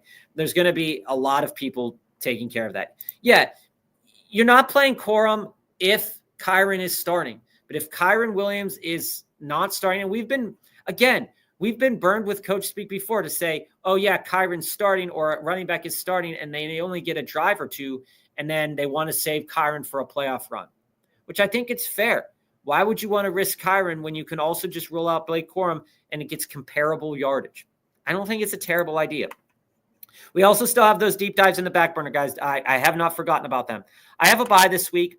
Picked up the Eagles defense for week 15 and the Saints defense for week 16. I think that's solid. We've talked about this on the show before, that the Saints were kind of a sneaky defense pickup. And I know a lot of content creators probably agreed with that point as well. I would be cautious, though, because the Panthers have been playing better. The Jets have been playing better in terms of I can burn you late in the game with a touchdown. Okay. Not the fact that they're a better team, but they have been playing better. So yes, I do think the Saints can be a good look in week 16. I would keep my eye on it though. And if I needed to pivot, I'm thinking about the Arizona Cardinals. Just thinking about it. Alex, what's up? Team week 14, any changes? Tyrod, Judkins, Harvey, Jettis, JSN, McBride, Bucky. The bench is Wandale, Woody, Emeka Egbuka, Loveland, Pierce, May, Henderson, 10-man, full PPR. I don't think there's anything you need to change about this team. I think this team has a good amount of upside. Tyrod's a scary play on a week-to-week basis, but this week, Tyrod, Judkins, Harvey is interesting. The only play, if we're talking about this week specifically, that I'd change is I would take out Jettis and I would put in Pierce. I like Pierce way better than Jettis this week. And I like, even though Baker Mayfield has been hobbled, I do like Emeka Egbuka this week. But I would lean Pierce a little bit more than Jettis this week. I know that sounds like a sin to say, but I would do that. I would not start Jettis this week. I'd start Pierce. But again, as we've said in the chat before, watch this be a Jettis goes for 30, 40-yard game or 30, 40 points. And, it's shame on me. And Joe can take his victory lap on Monday. But I just do not believe in JJ McCarthy, guys. Should I drop Algier for Vidal or Corum? I'd drop Algier for Corum. One of the things to keep in mind, though, about Tyler Algier is that he's still getting a decent amount of carries. Again, they're trying to protect Kirk Cousins.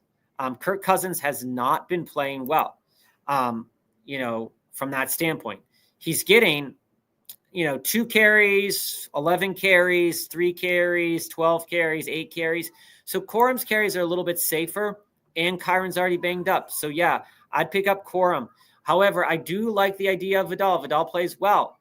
But again, Vidal and with Omarion coming back potentially eating into his carries, I think that Corum is a little bit of a better grab there. Caps, Juwan Johnson, Stranger, Gatson. We've had this question a lot today. If you go back into the video, you'll see a lot of reasons why we say Strange is a great play, and a lot of reasons why Juwan can be a great play. Strange does have touchdown upside where Juwan might not. But Juwan definitely does have a more consistent volume. Okay. The Jaguars have let up around the Colts have let up around 4 receptions on 45 yards over the last couple of games for players. If he gets that touchdown, that's going to be nice. The weather's going to be kind of crappy. Just take a look at that weather, see how it will affect pass catchers. If there's going to be a large amount of wind or a large amount of rain, rain doesn't affect it as much as the wind. I'm on Juwan. Joe's on Strange. I'm off Gads. My only other options are Ferguson or Mason would be Judy. Oh, God. Bones. Sorry about that. Yeah. I am off all Minnesota Vikings players this week. That does not mean that you cannot start them yourself. But personally, based off of what I have seen from the Minnesota Vikings offense over the last several weeks, I can't trust any one of those players. And if I get burned by not starting them, that's on me, right? But at the same point in time, you can't walk into this week and say that JJ McCarthy is going to be any better than he was just because he's facing a worse defense. He's bad, okay? We've seen this. I mean, before we get to the rest of these questions here, we're just going to look at JJ McCarthy's stats, okay? Against Detroit, who's arguably out of this grouping of defenses, one of the worst pass defenses at the time. He was only able to put up 143 yards on 22 attempts with 2 touchdowns. That got him to around 16-ish points, okay? Got him to around 20-ish points, right? He does have rushing upside, so that's what gets him that little bonus. The next week at Baltimore, 248 yards and a touchdown. The next week against Chicago, 150 yards, a touchdown, and 2 interceptions. Against Green Bay, 2 interceptions, 87 yards. Okay. So is it a likely outcome that JJ McCarthy sucks this week? Yes, it is a likely outcome that he sucks this week. If you're taking outcomes that are possible, it is possible that J.J. McCarthy throws for 2 touchdowns and 240 yards. Justin Jefferson could be the beneficiary of that. If they do that, then Jordan Mason is a good play. Again, I can't trust that. The numbers aren't backing up that this is going to be great. Again, J.J. McCarthy had 11 chances to Justin Jefferson in that game prior. Could not get him the ball, right? It's a phenomenal matchup, right? But again, you're going to get if J.J. McCarthy connects tonight, then Jettis is going to have a great game. Doesn't mean Jordan Mason will, but Ferguson has a bad matchup too. So if you want to roll into Mason, fine, but I don't see more than 10 carries. And 10 carries on a bad offense is a bad time. Full today for Jaden Daniels. We saw that. Denver defense or Seattle defense this week. Caps, I think that when we look at it, that the Denver defense is fair enough to roll with this week. I like Seattle a little bit better because I think that I can project them a little bit more to get more turnovers if Kirk Cousins decides to throw the ball. I dropped Goddard for Zach Ertz. Goddard started the season strong, but has been terrible for the past month. He has been. And he was one of my guys that I really liked moving forward about 6-7 weeks ago.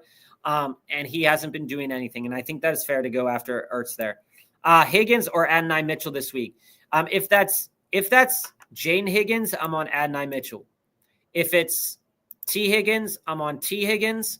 But I will watch the weather very closely if that's a decision that I'm making. Top 5, Purdy or Jaden Daniels the rest of the season. Looking at the schedule coming down the pipeline, starting in week 15, Purdy's going up against the Titans. He's going up against the Colts. And then week 17, we have a matchup again versus the Bears, which is going to be probably very competitive now that we know what the Bears are looking like. Commanders have the Cowboys, which is a terrible pass defense.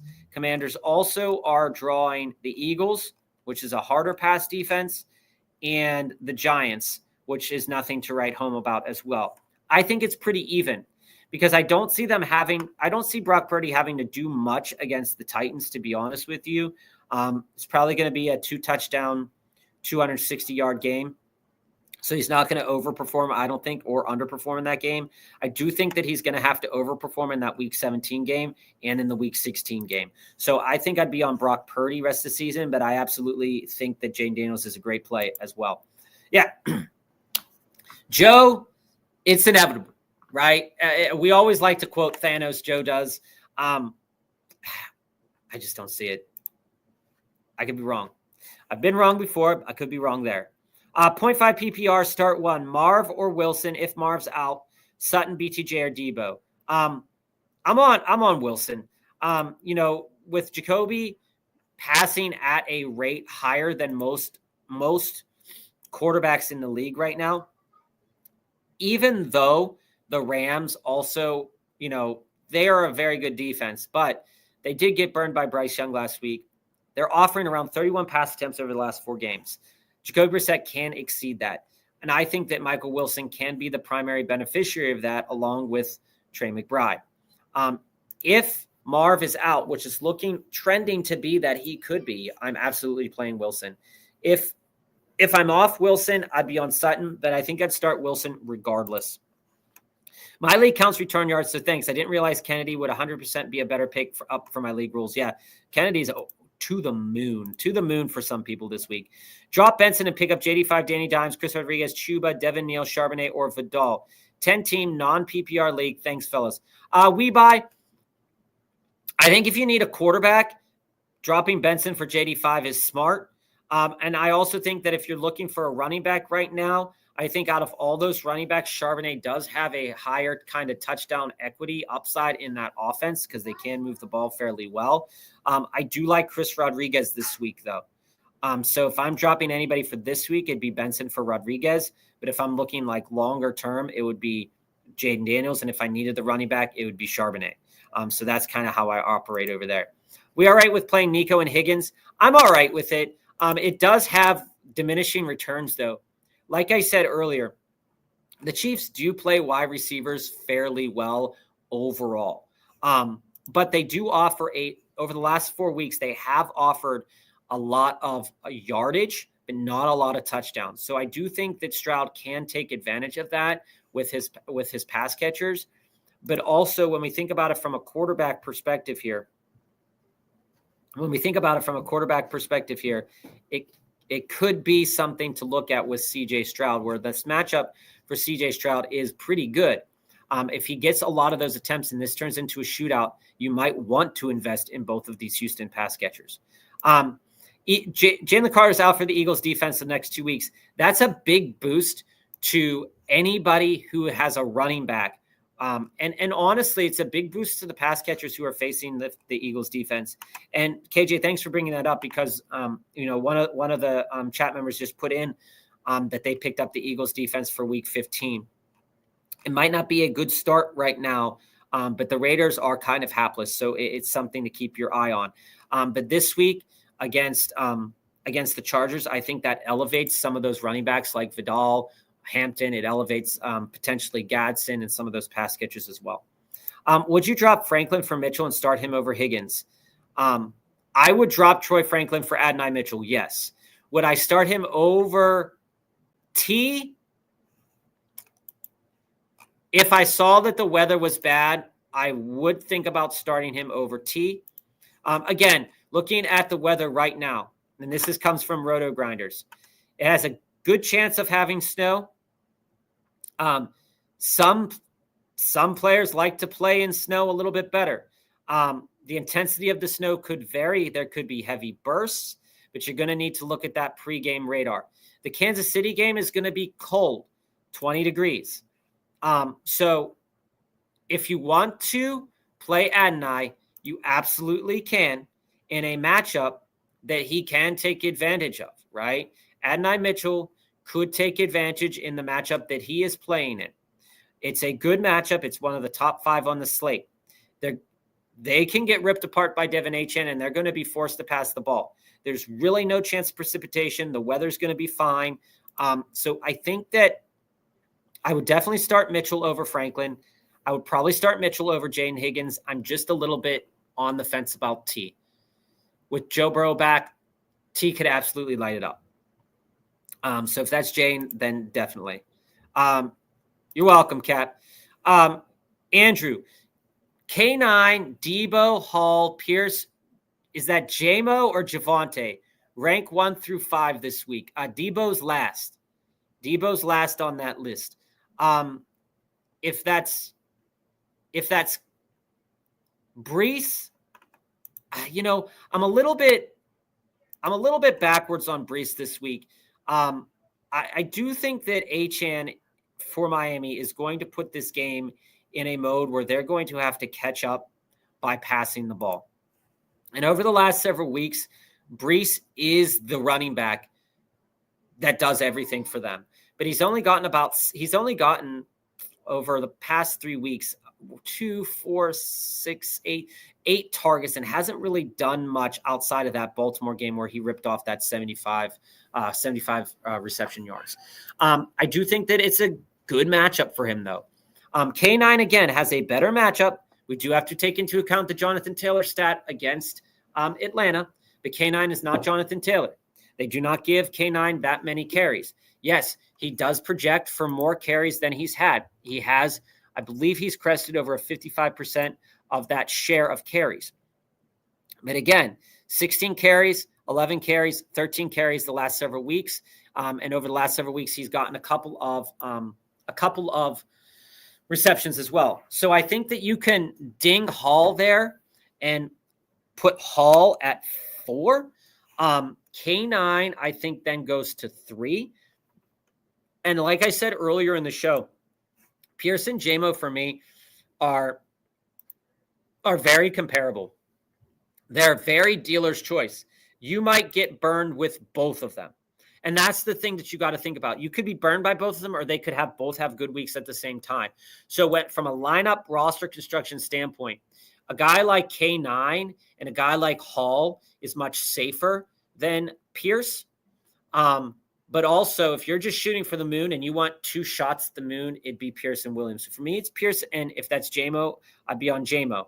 JMO and Pierce are my top. If you wanted to pivot into K9, I think that would be fair enough to do. Brock, should I start T or Ferguson in my flex? It's T for me. I gave a couple of reasons why Ferguson is not a guy that I'm targeting this week. But just as a note, right? We look at it over the last several weeks. Detroit, they've allowed around 6 targets to tight ends.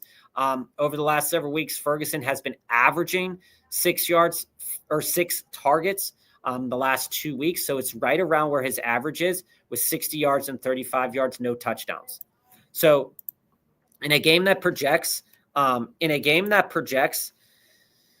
to be a bit high scoring, you can absolutely lean on Ferguson. But I think that T is a great play too. If you're worried about the weather, start Ferguson tonight and hope that the weather gets to T. Nick Slove or Jane Daniels this week. Again, I like Jane Daniels' overall upside on a week-to-week basis. Like I said, I think that Minnesota, that the quarterbacks have done a little bit worse against Minnesota because you really haven't had to do much of anything against Minnesota to beat them over the last several weeks. When we look at the Minnesota Vikings in general over the last several weeks, they haven't played good at all. The Packers were able to beat them, and Jordan Love only had to throw the ball 21 times. The Bears were able to beat them, and Caleb Williams threw the ball 32 times, but they also had like 40 rushing attempts in that game. Seattle beat them, but Seattle only had to throw the ball 26 times, okay? And the Ravens beat them, and Lamar only threw the ball 29 times, and Derrick Henry ran the ball a lot. So I think that the stats point that, the Vikings play quarterback a little bit better because they can't stop the run at all. And that's why Chris Rodriguez is a very interesting play for me this week. I'm on Jane Daniels out of those players. If I wanted to pivot, I'd be on Knicks. Would you drop Boswell for McLaughlin? Yeah. I mean, we've had this discussion a lot, Jesse, and we've been on McLaughlin some weeks, Boswell some weeks, and the Steelers just aren't producing right now. And yes, Tampa Bay is producing to a modicum better than the Steelers, but they've been dinged up with Baker Mayfield. Baker Mayfield has been injured, and he hasn't been playing well. So, I'd be on McLaughlin, better weather overall. I'm stuck between Love, Goff, and Mahomes. Who do I start? Love the matchups with Goff and Love. Mahomes against the Texans is going to be tough. Your thoughts? So, Potato, my initial thoughts when we started the show is Jared Goff. Jared Goff is an incredible matchup. One of the better matchups on the slate overall. The second best matchup on the slate from a fantasy points per game perspective. It's also the fifth best matchup when we look at it from a pass attempts perspective. And when we look at it a pass completion perspective, it's third, okay? When Jared Goff does his worst, it's when he cannot complete a lot of passes like what happened against Philadelphia. It's not going to be a shoot for the moon with Goff by any stretch of the imagination. But Goff's matchup is great. I'd be on Goff over Jordan Love. And I'd be on Goff over Jordan Love because, as I've said before, yes, the Bears offer a lot of pass attempts, 30 pass attempts per game. It's about league average, okay? But the Packers do not pass the ball a lot unless they absolutely have to. Over the last 4 weeks against Philadelphia, they were losing, so they had to get 33 attempts. The week after that, 23 attempts in a win. The week after that, 20 attempts in an easy win.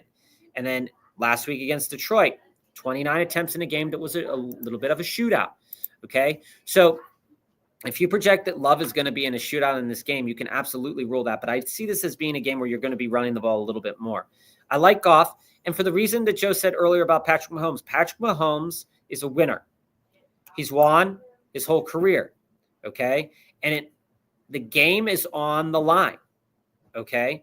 And the last 2 weeks when the game is on the line, he has balled out from a yardage perspective. Against Indy, he did not hit that touchdown clip that we wanted, but he put up a lot of yards. Over the last 4 weeks, 28 pass attempts against Buffalo, 42 against Denver, 42 against Indianapolis, 32 against Dallas. Okay? So while Houston overall doesn't offer a lot of pass attempts to quarterbacks, this is Patrick Mahomes we're talking about. So I'd lean Goff because the stats do say that Goff is going to have a good game. But narratively, Kansas City wants to win. Kansas City needs to win. And Mahomes, when he needs to win, is a great quarterback.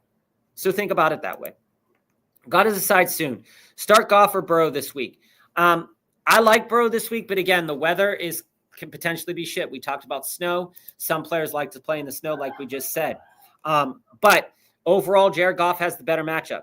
And are you going to be mad about starting Jared Goff in the better matchup, even if Joe Burrow does outperform him to some capacity? Probably not, right? So think about it from that perspective and just kind of framing your mindset right there. Who would you rather drop for AD, Algier or Franklin? It'd be Franklin. I'd rather drop Franklin for AD. Algier, I'd still hold. Fergie or Fannin this week? They're pretty comparable to me. Like I said, Ferguson has the slightly worse matchup, but he does have the better quarterback. So I would lean a little bit on Fergie in that discussion. So Fergie over Fannin. Burrow or Tyrod? Andrew, this is an interesting question. So statistically speaking, Burrow is still the better play. All right. Just in general, in terms of in terms of like what outcomes you can say. I meant to say narratively. Narratively, Joe Burrow is the better play. Statistically speaking, based upon what Miami has done against quarterbacks recently, Tyrod Taylor is the better play. Okay, so when we look at who Miami has faced over the last 4 weeks, let's pull that up here. We got the Saints, the Commanders, the Bills, and the Ravens. So Tyler Shook, 239, 2 touchdowns, 38 total attempts. We'd go down here to the Commanders. Marcus Mariota, 30 attempts, 213 yards, 1 touchdown, 1 interception. Josh Allen, 306 yards, 40 attempts, 2 touchdowns. And going back further to the Ravens, that was the Lamar game, okay, with 4 touchdowns. So for me, out of these two guys, I know it's interesting because narratively we've been saying about Burrow that Burrow's an interesting play. But Tyrod is too. Tyrod's going to be in better weather. So Joe would tell you Burrow. I'm going to tell you Tyrod. I think that both are good plays. My lean is to Tyrod. He could underperform, though. It's always a possibility. Who would you rather start this week between Igbuka and Michael Wilson? I still like Michael Wilson because of the overall opportunities, assuming Marvin Harrison is out.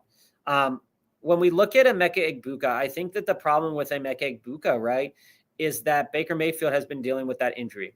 The matchup is fine. The matchup is absolutely fine. Again, over the last several weeks, he has gotten the same amount of targets, 13. Outside of that 13 game, it's been 8, 8, 8. And he's caught about half of them. So I think that's more of a Baker thing than an Emeka Egbuka thing. So if you're walking into that and Mike Evans could be coming back and there's a lot more target share to look at with maybe less passing attempts, I think you have to be on Michael Wilson. T. Higgins or Terry, Nord. Well, Terry had his glow-up game, came out of the woodwork, and thanks to a late touchdown, Terry McLaurin is a darling right now after having many weeks of injury.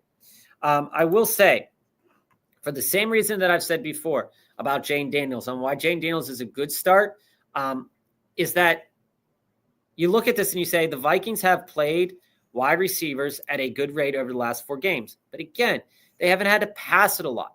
You know, you look back at that Vikings game and you look at it and you say, all right, let's look at that Seattle Vikings game. Okay. Sam Darnold basically stopped passing the ball. He didn't have any touchdowns in the game. He basically stopped throwing the ball.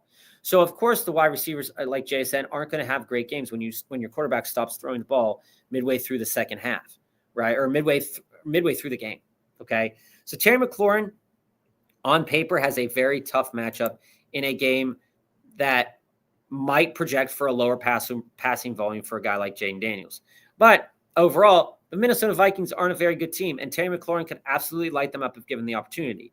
I see this as being, a game where Terry McLaurin could go 2 for 17, 2 for 40, or he could go 6 for 100. Okay. And that's going to be at the case of a long touchdown that Terry McLaurin is apt to have. I like Terry McLaurin this week. But I do also love T. Higgins. Why? Well, Jamar Chase is going to be shadowed. How does that figure into that? Well, Buffalo has been better. Again, Buffalo wide receivers haven't been doing well or overall, right? But in this game, you project for a shootout. Well, if you're giving T. Higgins about 5 targets in this game, T. Higgins is probably going to have a good game. So I could go into either of these game script wise. If I'm worried about the weather, then it's Terry. If I'm not worried about the weather and I'm just worried and I'm just thinking about shootout, it'd be T. Win and in, Tingley. Love to hear it. Need one flex. Should I go AD Mitchell, Vele, or Tesla? I'm on AD Mitchell. He has a great matchup. And again, Miami has not been able to stop much in the way of quarterbacks or wide receivers recently. I think AD Mitchell is the go-ahead play. You could pivot into Vele if you thought that Vele was going to get volume, but I think that AD Mitchell is going to get similar or the same volume as Vele. Baby oil? Full PPR, Terry or Debo, and Monangai or Monty. I'm on Monangai for sure, 100%. And I'm on Terry over Debo. The targets were going Terry's way. They could easily go Debo now, but we'll see. Who to drop for Mike Evans? Though I still need to win to make the playoffs. Drop one quarterback between Jones and Nix, or Vidal, Algier, or AD Mitchell. If I'm dropping one of those guys, it'd be Algier for Evans. If you know you're not going to, whatever of these quarterbacks you know you're not going to play and you're not going to be mad if they burn you in the playoffs, you could absolutely drop one of those two. Nix or Stafford this week? I think that when we look at things and we look at where Stafford could be projecting right now, he's going to be a high-end quarterback one this week in a game that's going to have a lot of pass attempts going around. So I'm on Stafford this week over Nix. I do think that, you could, that there's a chance that because the Cardinals have been throwing the ball at a high rate, that there might not be as many opportunities as we want for Matt Stafford, but I think that you can't bench Matt Stafford right now. He's been performing better than Bo Nix, and Bo Nix had 300 some yards last week, sure, but Stafford is a great play. Oh, so that was Javonte Williams and not J-Mo. So that kind of changes it a little bit. I'm still on Pierce out of that grouping. Coming here, looking at Javonte Williams, it's not an incredible matchup by any stretch of the imagination. If he doesn't get into the end zone, I don't see it as being something that you want to invest in. So it'd be Pierce, if I'm remembering correctly, Pierce and K9, and not Javonte. I really don't like Javonte this week. He can do well, but I just don't like it.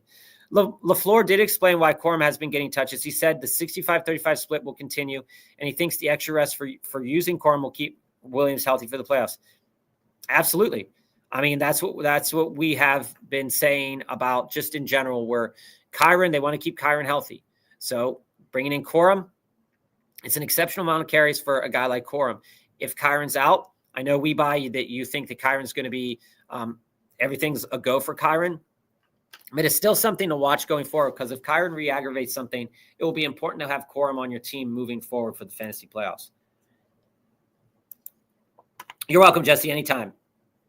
Cowboys will expose the Lions tonight, just like Philly and KC did. Still going to be a threat. Cowboys will own the East in the end. If the Cowboys are able to do that, more props to them. For their fan bases, I know we have a couple people to watch the show that love the Cowboys, and I know we have a couple people to watch the show that love the Eagles. So I'm rooting for both teams to make the playoffs if possible. But again, I like the Lions, Steelers, and the Bengals. So I hope the Lions win tonight. Would you rather have Jones or Nix rest of the season? 6-point passing touchdown. I still think that I would lean a little bit on Daniel Jones. I know he's dealing with the injury, but the matchups project decently well over the next couple of weeks. Knicks has the Packers next week, the Bears, and then week 17, he draws. Where are we at here with the Broncos? The Chiefs. So it's not exceptional by any means for Bo Nix. So that's why I'm on Daniel Jones out of them. So let me get to these deep dives. If any other questions come through, feel free to ask. We're going to be winding down the show in a little bit. Better quarterback play here, KJ. I'm glad I'm coming back to this after we know that Jane Daniels is healthy. It's going to be Jane Daniels for me. Here's the stats of Bo over the last several weeks, as I alluded to earlier. And Bo Nix, and we can even take the game that they played against Vegas recently, right? 150 yards, 2 interceptions, 1 touchdown, 25 attempts. Against Kansas City, 35 attempts, almost 300 yards, no touchdowns. And against Washington, 42 attempts, over 300 yards, 1 touchdown. So it's not like he's not throwing the ball, okay? So, over the last several weeks, and you can take that Vegas game as his lowest passing attempt total in the last 5 weeks. You can project that he is going to throw the ball at a really high rate, right? Vegas is offering around, in the last 4 games, 23 pass attempts to quarterbacks. When we take a look at the Raiders schedule, just like we've done for all the other teams that we have done this for, let's take a look at the quarterbacks that they've faced. Well, Justin Herbert got hurt. Shadur, Dak, Bo, right? Let's go to the game against Dak. Well, against Dak was able to light the Raiders up for 4 touchdowns, 268 yards. Pickens had a great game. Lamb had a great game. But there's no pass catcher for the Broncos that is as elite as those 2 pass catchers for the Dallas Cowboys. Now, when I say Jane Daniels, right, we talked about how Jane Daniels can be a great play. We look at Jane Daniels and say, okay, well, now that we know he's playing, he does have rushing upside just like Bo Nix does. But when we look at who they're playing against, they're playing against a Vikings team who cannot stop the run. And we don't know how good their pass defense is because they haven't necessarily been challenged because they have been inept at producing points in the offensive side of the ball. So Jane Daniels can absolutely get them at multiple levels. But my question is, for Jane Daniels, how many attempts is Jane Daniels going to take as a pass catcher, and how many attempts is he going to take as a runner? Because that's really where the difference is at for me in this of Jane Daniels versus Bo Nix, right? Jane Daniels can be an incredible play this week, but there's a chance that they could Sam Darnold up and have to stop playing. But their defense is bad enough that this is going to probably be a slightly more competitive game than it needs to be. Whereas Bo Nix, he's going to throw the ball a really good amount. That that's what's going to happen. And when you look at it from that perspective and you say, all right, well, do I want to start Bo Nix, right? We pull it down and says, okay, well, in the last 4 weeks, averaging 14.3 fantasy points per game, can get up to 40, can get up to 30. His rate against zone is much worse. His rate against man is much better. The Raiders run zone at a high rate, which does not look well for Bo Nix, right? And that makes sense for how poorly he played the last time they played together. Then you come in and look at Jane Daniels and Marcus Mariota, right? The Vikings are playing zone at 64% of the time.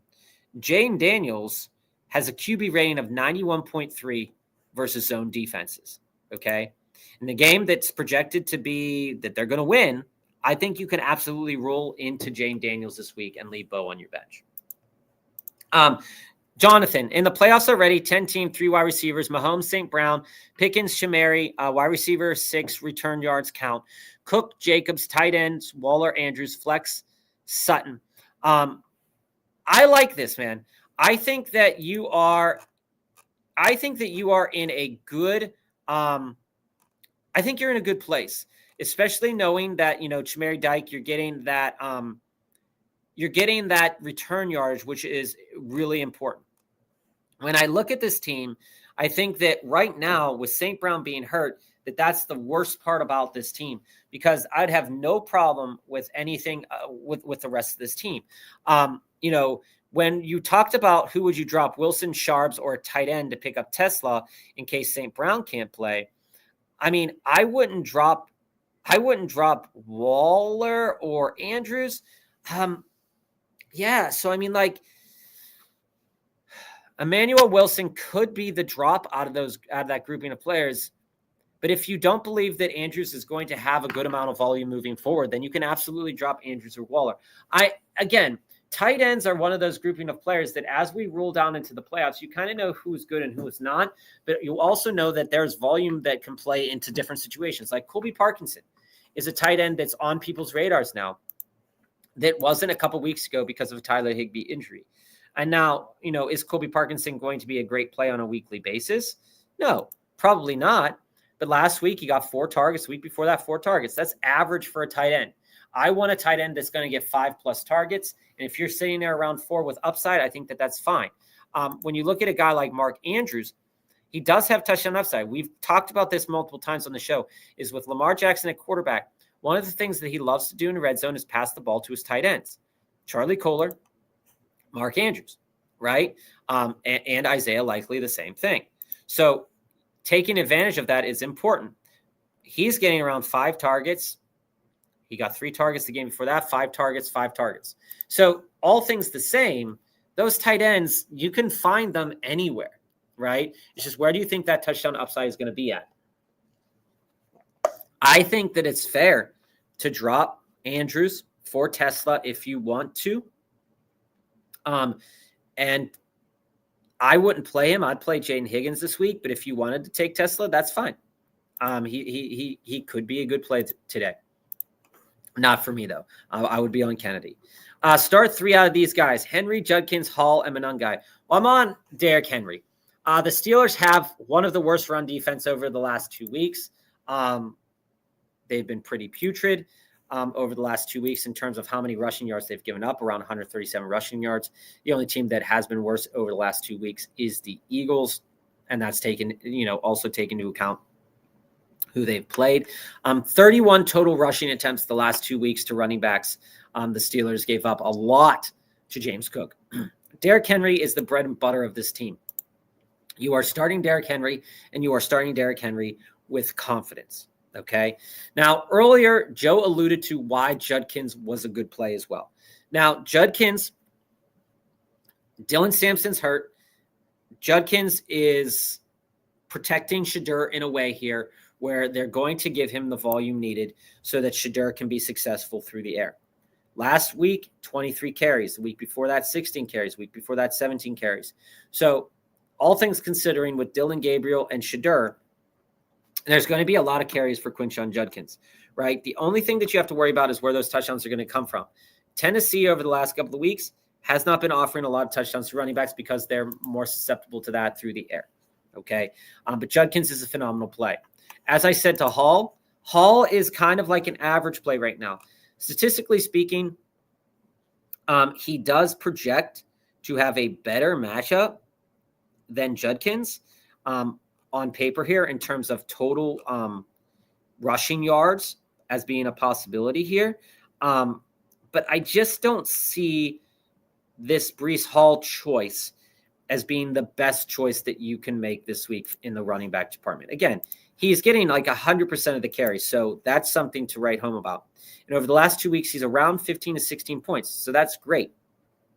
But also, when you look at the total amount of carries he's gotten over the last 2 weeks, it's slightly less than Judkins.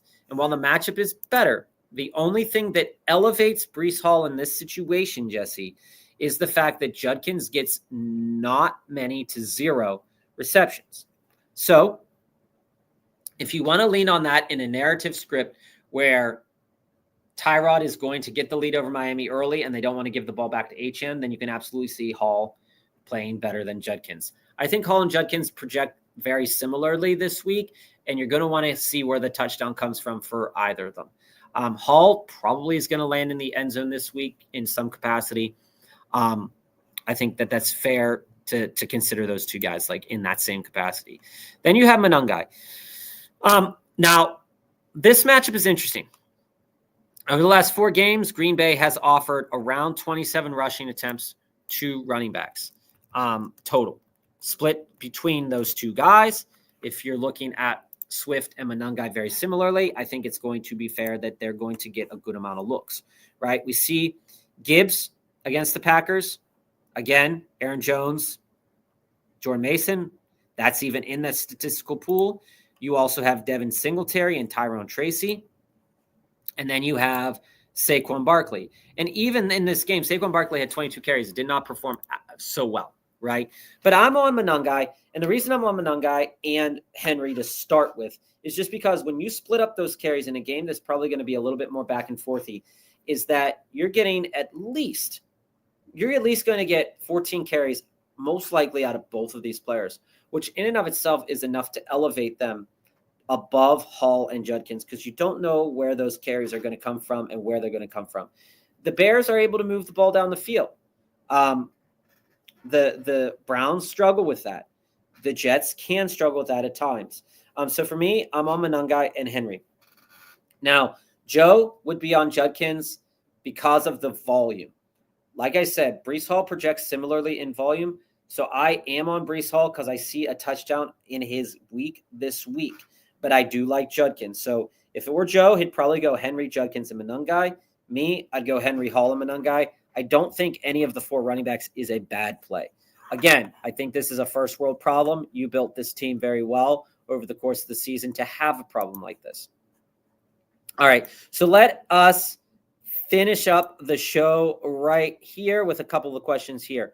The Dallas Cowboys only have a 17% chance to make the playoffs. They are cooked. Some would say that. If you don't believe in Dak Prescott, that's fair. But I will say their matchups over the next couple of weeks should be matchups that they should be capable of winning. Okay? Tonight, they could beat the Lions. That's something that they absolutely could do. Next week, they play the Vikings. That sounds like a win to me. The week after that, they play the Chargers. That could be a tough game, but it looks like it could be a win. Final week of the season, they play the Commanders. That looks like it could be a win. So at the very minimum, it seems like they're going to win 3 out of the next 4 games. So the only way they miss the playoffs is if the other teams around them overperform. It's a possibility. Smitty, let me get to that after we clear up the rest of these questions. Pick 3, half PPR, McLaurin, Tesla, Pierce, or Hunt. I'm on Pierce and I'm on McLaurin. They are getting the right amount of volume with enough touchdown upside for me to want to start them. We have not talked about Hunt at all over this week. I really don't like the matchup. Okay. So Hunt. So over the last several weeks, Houston has been lighting up around 18 total carries to running backs. If we go through the same exercise that we've been talking about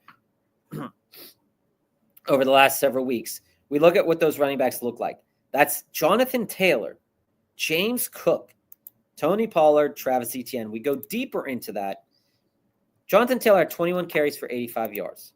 All right. We go to James Cook. James Cook had 17 carries for 116 yards. And then we go to Tony Pollard. Didn't do much. Okay. So Hunt can be an interesting play.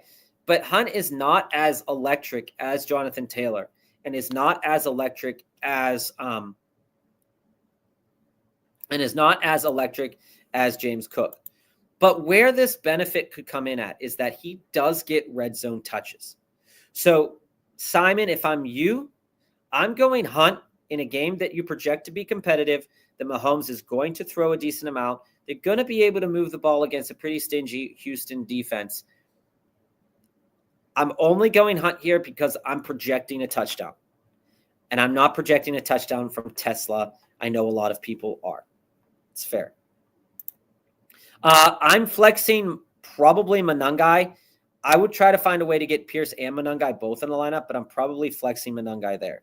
Hey, Nick, what's up, man? I know you always ask. It's cold as hell here in Pittsburgh today. You're welcome, Jesse. And let's answer this question here from Smitty as we wind down the show today. We answered all the questions. If you have any more questions, feel free to type it in the chat. We will answer them after the show goes offline and over the weekend. So don't be afraid to ask. We appreciate everybody in the community who asks questions. That's what makes our show run. Smitty, Monty or Hunt? Here's the thing. Dallas, over the last several weeks, has allowed around 14 rushing attempts per game. Okay? Now, we're going to go in and do the same exercise that we've done and see, is there a possibility that this was just because running backs weren't part of the game script, right?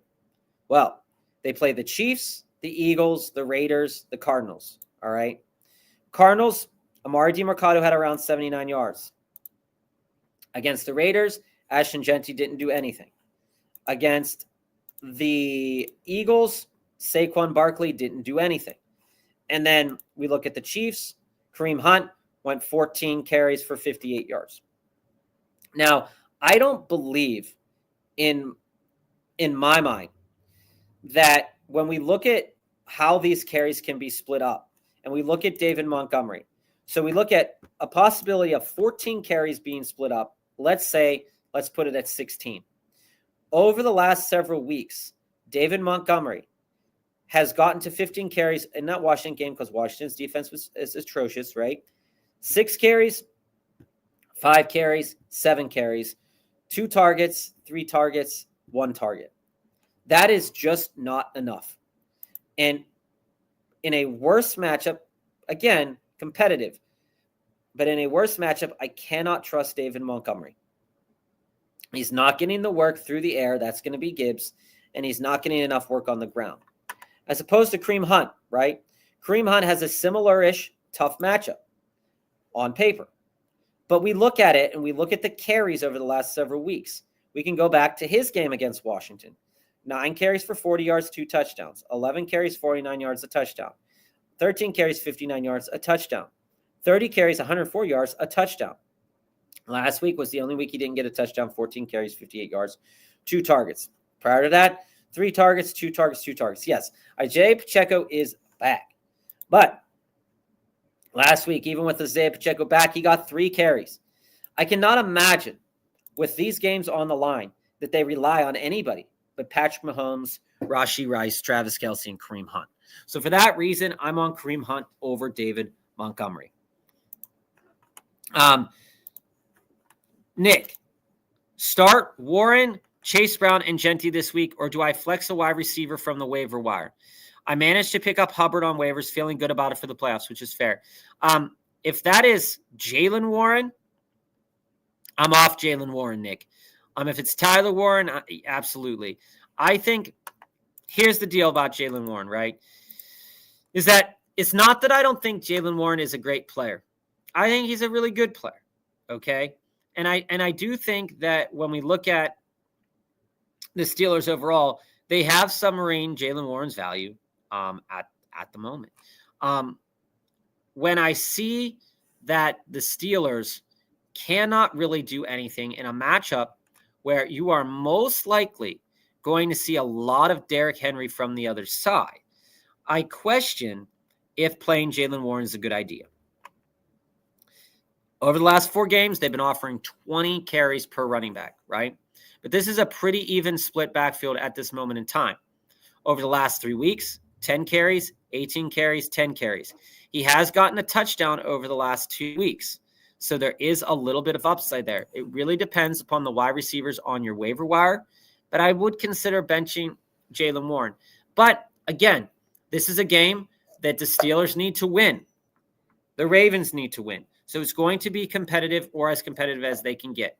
Playing Warren, Brown, and Genty, you could play worse players in the week. Genty is also an interesting wild card. I'm interested how they see him getting rolled today. Katamari, I'm on Chris Rodriguez this week, man. We talked about this earlier in the show. Again, this is not to say that Isaac Tesla can't go off and ping a great game. That is absolutely within his range of outcomes, okay? But With Amon-Ra going down last week, he still only got 2 targets. Now, I'm curious how that changes the game plan. All right. But Kennedy seems to project into that slot. Tesla is still playing outside. So there's a chance that Tesla could be very good this week. But I'm still going to lean on Chris Rodriguez a little bit. The reason to lean on Chris Rodriguez this week is that overall, like I've said, Minnesota has played in the run game very poorly. They've offered 30 rushing attempts over the last 4 games. Okay. And when we go to the Commanders' schedule, as we've done for every single other team on the slate here, you're looking at R.J. Harvey, Gibbs, Ken Walker, Zach Charbonnet, and Devin Achane. You go back further than that. Like I said, Hunt ran for 2 touchdowns. Javonte Williams had a 116-yard game. There's no reason why Chris Rodriguez can't have a great game this week. And the only reason is if they don't give him enough carries and they decide to give Jeremy McNichols more carries. Because again, as we saw last week, Jeremy McNichols got some carries that really bounced off, that Rodriguez didn't get. And Jacory Krosky-Merritt got a couple of carries in there as well. But Chris Rodriguez is a bread and butter. With Jane Daniels starting, they're going to be able to utilize Chris Rodriguez very differently than with Marcus Mariota starting, okay? So I'm on Chris Rodriguez. I think he's a better play than Tesla. That's not to say that Tesla's a bad play in this situation, but I do like Chris Rodriguez better. And in terms of this question here, Nick, going back, I like Adonai Mitchell. I think flexing Adonai Mitchell this week is a smart move. If you still want to start Jaylen Warren, that's fine. If you're having some worries or concern about starting Jaylen Warren, that's fine. Again, Chase Brown is an absolute start for me in a game that's going to be snowy. Joe Burrow's back. Buffalo can't stop the run. Cincinnati can't stop the run. I think rolling Chase Brown is great. And then again, Ashton Genty, it's a bad matchup for Genty on paper. Last time they played Denver, though, he was able to do well. But the thing I like about this matchup for Genty is the carries. He's locked in for, if they run the ball, 15 to 20 carries. He's going to get a good amount of rush attempts if they're in this game for a decent bit. So yeah, I would definitely play Chase Brown and Genty. I'd play Mitchell over Warren, but if you wanted to play Warren, that's fine too. And defenses this week, well, the Pats are on bye, so you can't start the Pats. I'm not starting the Browns over the Bills, although I do think the Browns can get a few turnovers in that game. And then the Bucs. So while I don't think that the Bucs is an exceptional defense this week, I think that they're definitely a playable defense.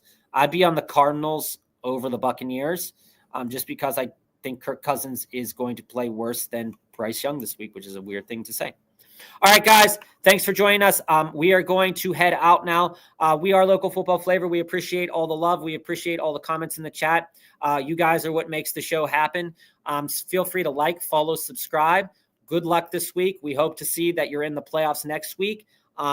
And next week, we'll also check in on a couple of our best ball teams. We do have a couple of them that are projecting to move forward, so we will take a look at that as well. And we're also going to take a look next week also at some early playoff best ball and how you can potentially attack that, as some of the content creators out there have been doing so far. So good luck this week. Like, follow, subscribe, and we are Local Football Flavor, and we are out.